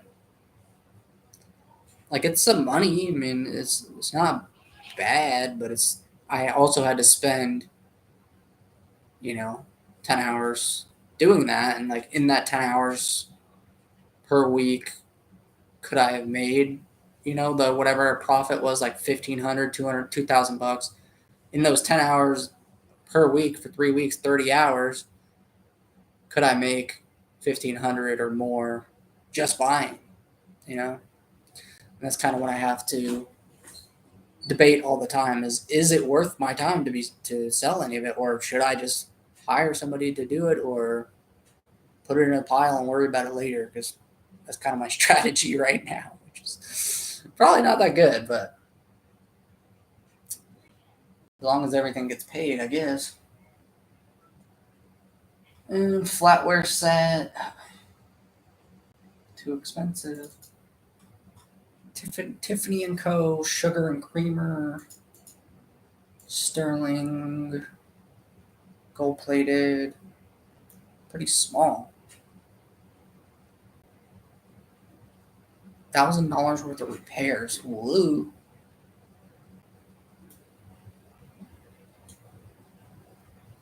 These don't look very big. $300. Pass.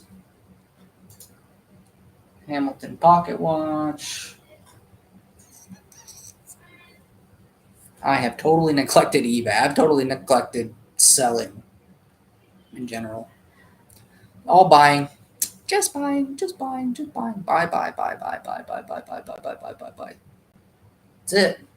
Look at, I've got this Rolex. Like, I'm thinking about melting it. Like, I might melt it. It's a Rolex. But nobody wants to buy it, You have 46 listings. I think I have like 30 or something. I mean, I don't have a lot.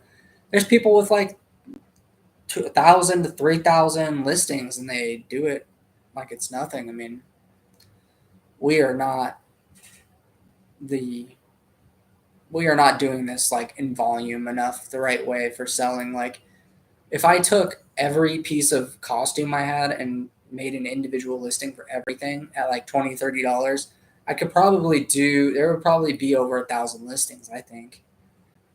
And I would make a bunch of money on it, but that 1,000 listings right now would take me all year. You had 700. Yeah, I know. I was surprised that you had like 750 listings. I've never had more than 200 listings. Maybe it's like the most I've ever had. I don't know how these people do 1,000, 2,000. Some people are doing 100, 200 listings a day. I mean, I can't do it that way because there's too much stuff that needs to be cleaned and repaired, and it needs so many photos for jewelry. I feel like jewelry is a harder one to photograph because the pictures are a lot harder to get clear because they're so macro, they're so close up that you have to get the sizes, you have to take pictures of all these different angles. You have to, usually have 12 photos plus. Yeah. I've gotten a lot better at photography for my jewelry, but I do need to uh, get faster, just a lot faster. But I can't do it. I mean, I just need to pay somebody to do it, I think. Oh, this one's cool. A whole bunch of Bakelite buttons. I don't really do. Wonder how much Bakelite buttons sell for. Are those a big popular category at all? This person's got a whole bunch of Bakelite buttons.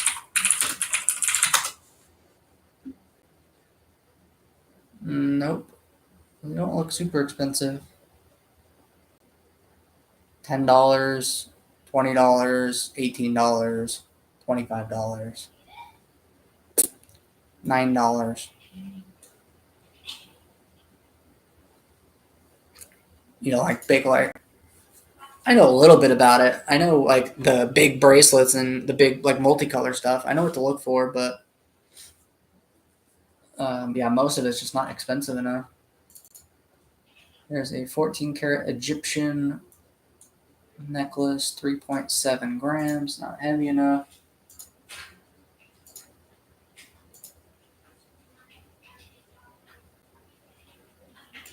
Here's 28 spoons. What is this? Nothing.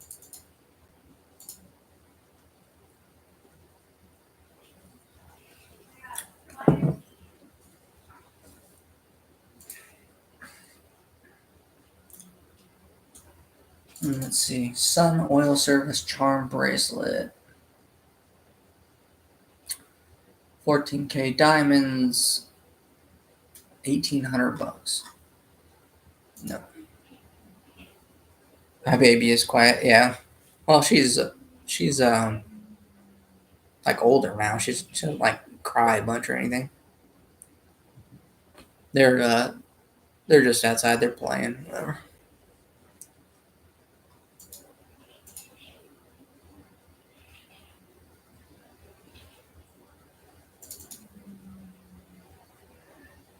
She's already older. Unless they're like, yeah, I mean, just still our baby, but it's not like 6 months or not baby anymore. She's getting bigger.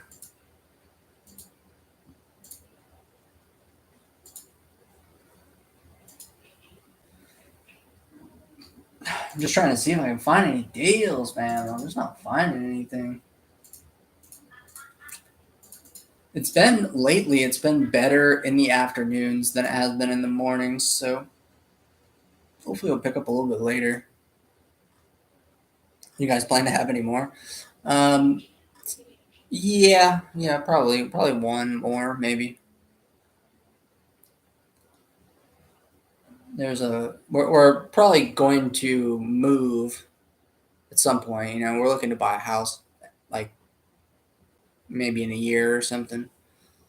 So we'll have to see where we move to, how much that costs, what our payments are going to be, what our health insurance is going to be, there's a lot of things that are going to be going on. There's always a lot going on, but everything's good. So plan is maybe when we move, I'll hire some people. I'm thinking about all kinds of different things. Maybe opening a store. I could open up a store. Just in California, everything's too expensive. I can't open a store because it's $5,000 a month for rent. But if I go somewhere else, it might be $600, $700 a month for a small, business office or something. So I could open up a place. I'm trying to get connected with some bigger refineries. I'm trying to get connected with some other dealers, and there's looking at searching for different categories. I'm looking at wholesale deals. I'm looking at all kinds of stuff. So it all depends on how things go, because a lot of things have changed. A lot of things have changed in the last year, and so I don't really know where we're going to be in the next 6 months. Things are always changing, but everything's done for the better. So we're chilling. We are chilling. That's why I get to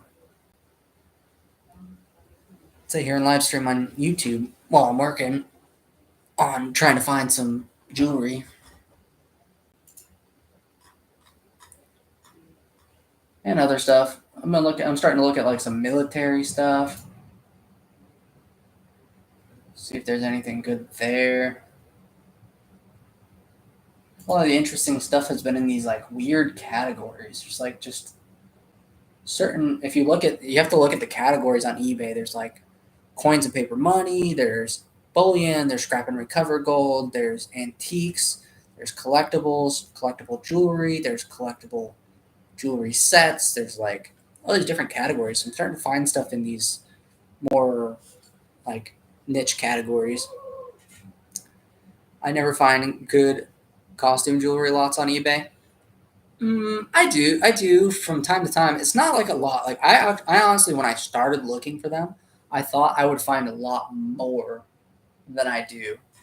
It's it's one of the things in general that is a limiting factor is the volume of everything. Like I look at every single piece of jewelry that hits eBay's buy it now listings. Like I look at every single piece, every piece, and so like I could even have there be more. Like that's not even enough. So yeah, I mean it's all just a numbers game. The odds of finding something good, as you guys, I mean I've been on for whatever 3 hours, and I haven't bought anything, and it's actually been like 8 days since I bought anything. Like I mean I bought some stuff, but anything like significantly a good deal has been a while. So you do go through dry streaks all the time. So I mean, the odds are 1 in 100,000, 1 in 150,000. I mean, you have to go through a volume like as much as you possibly can, and so that's why I'm trying to search everywhere: Mercari, Etsy, Craigslist, Facebook, Amazon. Check everywhere as much as I can, anywhere in the world, any auction. I'm looking in different countries. I'm looking at stuff in India to see if there's any opportunities to do deals in India or Africa or whatever. Like because a lot of jewelry, when you think about it, a lot of the gold and a lot of the gemstones and stuff come from those countries, right? So it's like a big circle of it goes to Europe and America. Well, it's coming from India and Africa and China and stuff is like where the stuff is mined. And so, you start looking at where is the source of all of this stuff coming from, and where is it being manufactured? It's being manufactured in Italy, it's being manufactured in India, it's being manufactured in China. So that's where it's coming from. So the closer you can get to those areas, right? Like Italy is a very good place to find jewelry.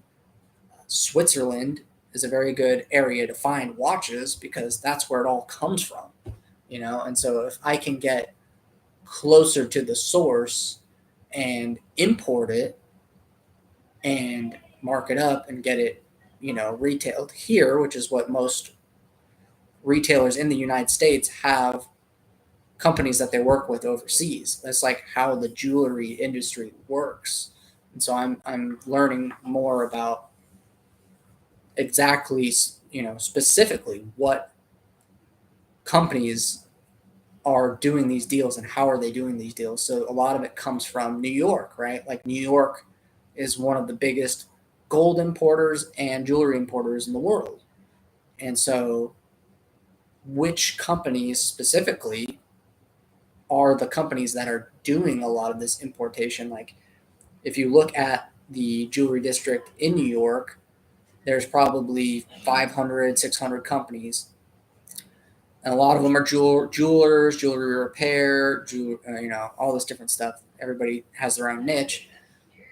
What companies are those jewelry stores using to order their castings, order their chains, order their scrap gold, order their whatever, bullion? And you learn about like the closer you can get to that, the cheaper things get, and the more potentially profitable it can get for you if you can get it to your location at a reasonable cost. So definitely looking bigger picture now because I don't want to do eBay forever. I literally just do it because it's easy for me and fairly profitable. But I'm really trying to do the Amazon stuff right now. I tried to do some of the Amazon and some of the Amazon online arbitrage, retail arbitrage, where you buy stuff in store, put it on Amazon for more, make a profit, and ship it to Amazon. You don't have to store it at your house. You can do FBA. And I tried doing it, and it was a little bit complicated. I'm having trouble like getting my account verified and set up properly because you got to have all of the right business documents, which I do, but it's, I don't know. Amazon is a little bit more difficult to set up than an eBay account. Amazon seems super complicated. I don't think it is that complicated. It's just like any of these other things. It's like it's a whole business and it takes a lot of time and you have to learn it and you have to put in the hours and you have to pack things and you have to, like it's just not easy. It's not easy money, but if you stack up enough stuff, so that the idea with that is you just do enough volume, you do, 20 of this item, 20 of this item, 20 of this item, 20 of this item, and you end up doing 100 different SKUs of items that you bought locally and put them online, that all of those combined add together to generate a good amount of revenue. But it takes a lot of aggregating of that stuff and doing volume to make real money. Just like every other part, right? There's the easy part and then there's the volume, like full scale business part that's a lot more difficult. It's always the scaling. Scaling is always the most difficult part, like you have to figure out how to grow and how to grow profitably and how to grow, securely and safely and have all of your finances and lending and whatever all situated to where, your bills come due tomorrow, you got to have enough to cover it and your credit's got to be good. And, because you start dealing with wholesale suppliers, because once, with Amazon, you go buy stuff locally, you do 20, you do 100, then you want to start doing thousands, you got to buy pallets of things. So you got to have a place where you can get pallets delivered. You got to have a place where you can process pallets of whatever it is you're selling, That's like one of the popular ones is Daily Refinement. He's doing he was doing some Amazon, their Amazon returns, wholesale pallets of general merchandise, and then auctioning them off on Whatnot, which is a very good strategy, and it works, and you can make money. But he's moving like around 1,000 units a day. That's what you got to move.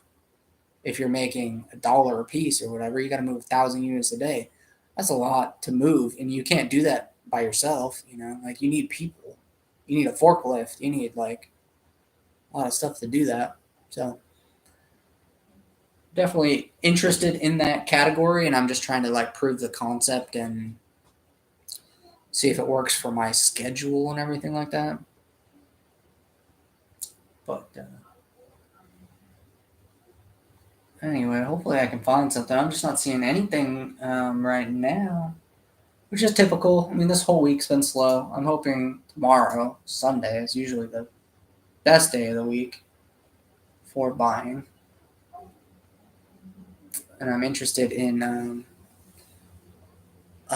Black Friday is when they say is the best buying day of the year for Amazon or for, a lot of resellers, is to buy a lot of things on Black Friday, which I've never really considered before because I don't, go Black Friday shopping or anything, but young and energetic. I don't know, I'm getting older. I feel old at least, but yeah, I still got a lot of, what do they call it? It's, I don't know, ambition. I still got a lot of ambition, but it's still a little naive, and I can recognize that, that I have big dreams, and it's going to take years of work to get there. But try to make it happen as quickly as possible, right? You only have so much time. That really is the main limiting factor. Is you only have so much time, and I could start an Amazon business today, but it's gonna take me probably 3, 4, 5 years before I'm even really like substantially profitable in it. I would think. Some of these people make it seem like, oh, I can just start tomorrow and in 3 months I'm making thousands of dollars. Like, I don't know. Maybe, but if you've never done it before, I would say, it takes a lot of time to get all those things working. So I will get it done. I'm just trying to get it done as quickly as possible.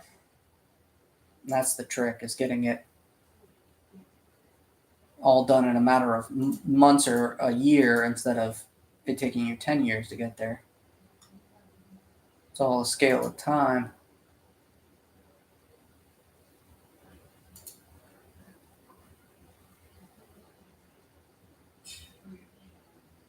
Little egg cup, sterling egg cup.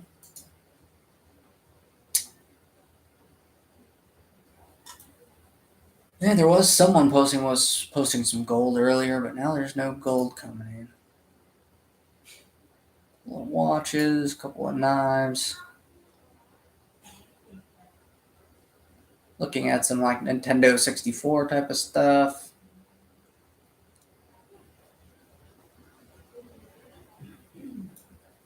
No good deals. Anyways, I think I'm good on the stream for today. You bother looking for jewelry on Goodwill anymore? I haven't been, but I want to. It's just the priority list of stuff I have to look at. So right now, one of my main priorities is eBay auctions. So I'm looking for. I need to get better at checking what is going up for auction every day. So I want to check sterling and 14 karat and 10 karat and 18 karat and platinum and whatever, and like make sure every day I'm checking those auctions first on eBay because of the bid sniping or whatever. I think the bid sniping gives you a little bit of an advantage over the Goodwill. I don't know if there's bid sniping apps for Goodwill, but I like that for eBay. So I kind of want to get, because with eBay and the bid sniping apps, I can put in all of my bids beforehand. Like I can do it a day beforehand, a week beforehand. So my goal is to get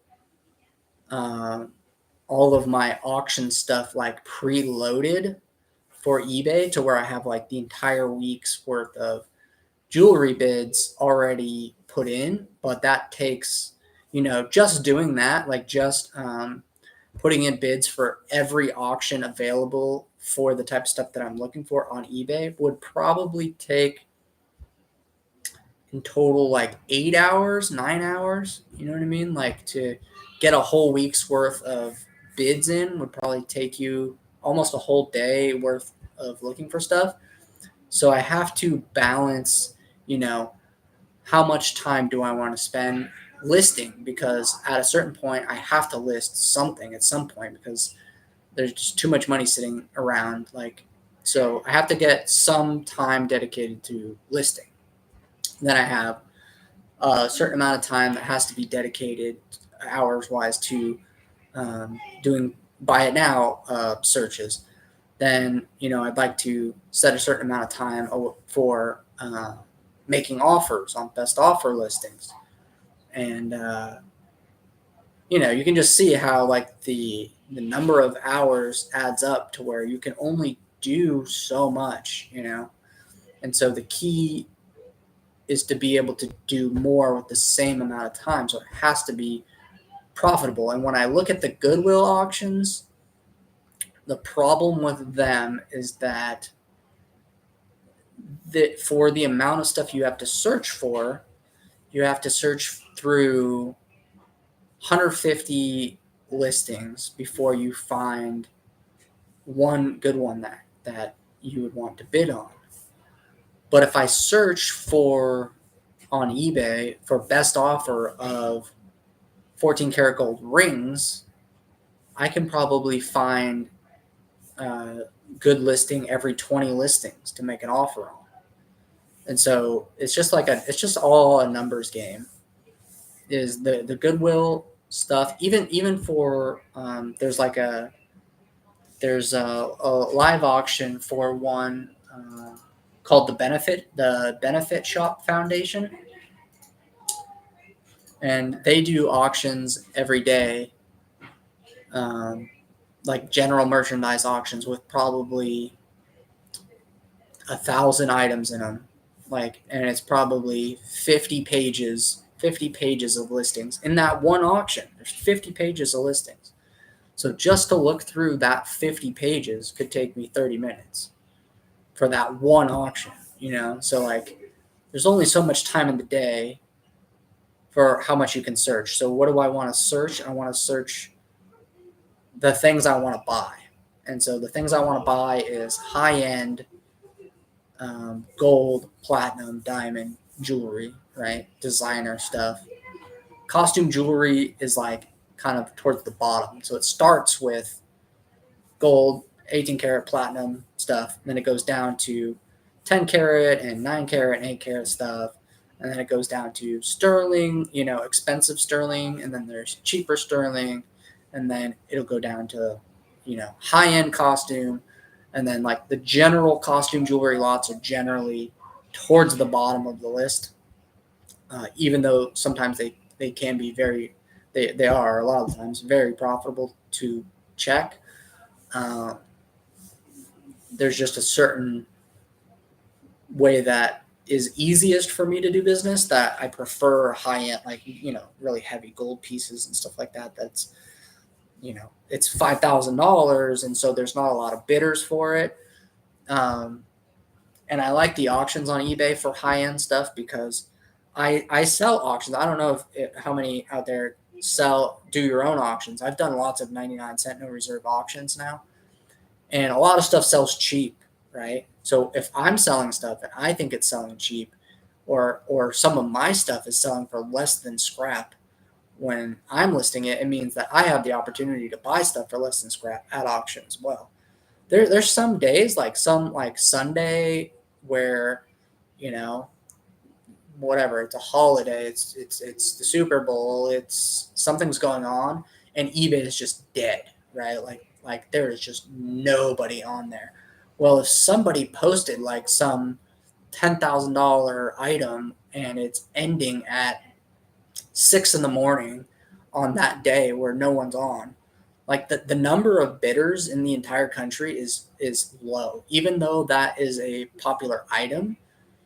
The actual number of bidders on an item it's just so much lower than you would think. It's 8 people in the country that you're bidding against. It's not like you're bidding against an army of people to win these things. And we're talking items that you could make $200, $300, $400, $500, $600 on per item that there's 8 bidders on. That's your whole competition. And so I think there's a lot of opportunity there, but it all does take a lot of time to just check all of it. I mean, there's thousands and thousands and thousands of listings that you have to check all the time. So that's what it comes down to is efficiency and determining which ones are the best route. Do I think there's opportunity on Goodwill auctions? Absolutely. Absolutely. You could do a whole business just buying auctions from Goodwill, especially if you get good at it. Like you understand which stores are better to buy from than other stores and stuff. And you can start doing repeat business from those same stores and stuff. So I think there's an enormous amount of money to be made on there. It's just I'm still just going after the lowest hanging fruit first. And if I had more time, I would look at those things. But my goal pretty much is to hire somebody to list and then hire another buyer. I can't be the only buyer forever. I want to train somebody to be a buyer, but it's got to be someone I can trust that's not going to just take my formula and run off with it. And it's got to be someone who understands the math and understands business. And you know what I mean? Hiring good talent is a whole challenge in itself. Which I've tried to hire some people remotely and stuff like that. It hasn't really worked because people just get unreliable. They don't help. They go after their own interests. They don't have your same interests. So someday I'll find the right partnership or the right person to hire or something. There's a Mont Blanc pen. Here's some costume jewelry. Let's see. See, this one's $25. Looks like there's a sterling. Yeah, one sterling bracelet. Is there anything else good in this lot? So I see costume jewelry lot for $25. There's a sterling bracelet. Sterling bracelet's probably worth $15. So I'd be into it for $10 for the rest of the stuff. And so now I just got to see if there's anything else that would be profitable in the listing. And there's not. So unfortunate, but the rest of it's just a bunch of junk. Looks like anyway.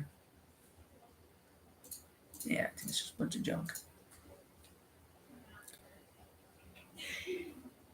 All in good time. Yeah, for sure.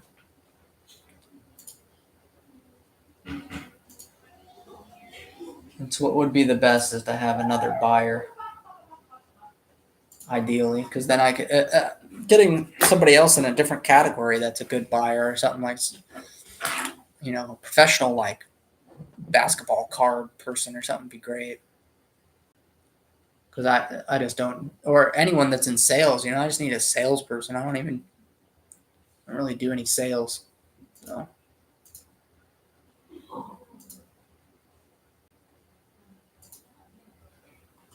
But we'll see. Anyways, I'm going to sign off on the live stream. I'm getting tired of talking now. Starting to lose energy. So I'm going to get back to work. And, maybe I'll do a live stream again. Who knows? I don't know. Sometimes I do them, sometimes I don't. You'll be emailing me, yeah. Just email me your address again. And I'm pretty sure I already have like flat rate boxes and stuff. I can just throw it all in there, and then we'll work out a deal.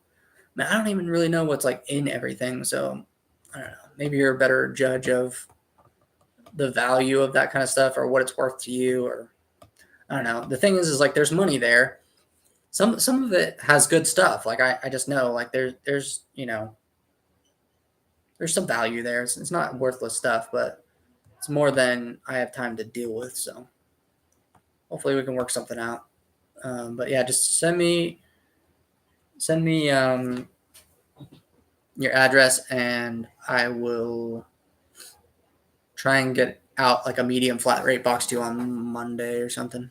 Hopefully. What's up, R&R? How's it going? Everybody always wants to come in when you're like gonna sign off. I'll hang out longer. If anybody has any questions about anything, I can hang out. Work from home. I set my own hours. I can kind of do whatever I want. So I'll have to watch some of this back to see how the audio is and everything on my microphone thing here. It seems like it's pretty quiet, so I don't know if I sound quiet to you guys or if it's pretty clear. I know that the video quality is not that great, but I'm just using my laptop while I'm on my main computer here.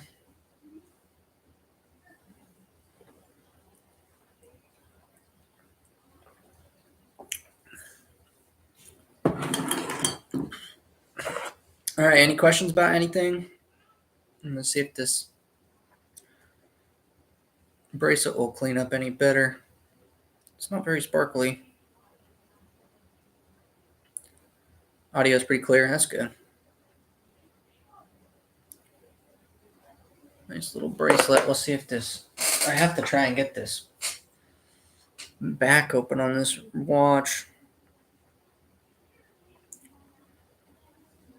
The whole case just doesn't look legit to me.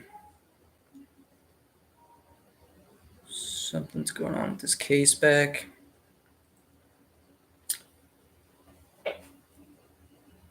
This thing keeps saying ads, ads, ads. Ads inserted, ads inserted. I don't know how to turn that off. Manage.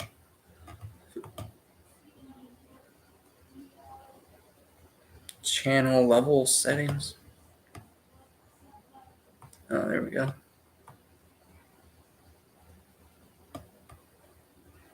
Determine if you want to carry live ad settings, third-party tools. I don't know. I haven't live streamed on YouTube in forever. It's a little bit different than what it used to be. It's kind of better. I can't get this open. I don't have the case opener for this, for these Rolexes, but it doesn't look legit. Somebody's already bent it. So maybe I can figure out how to get it open.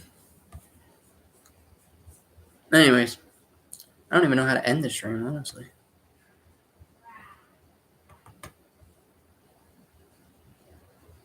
Stream stop immediately. All right, adios. I'm out of here.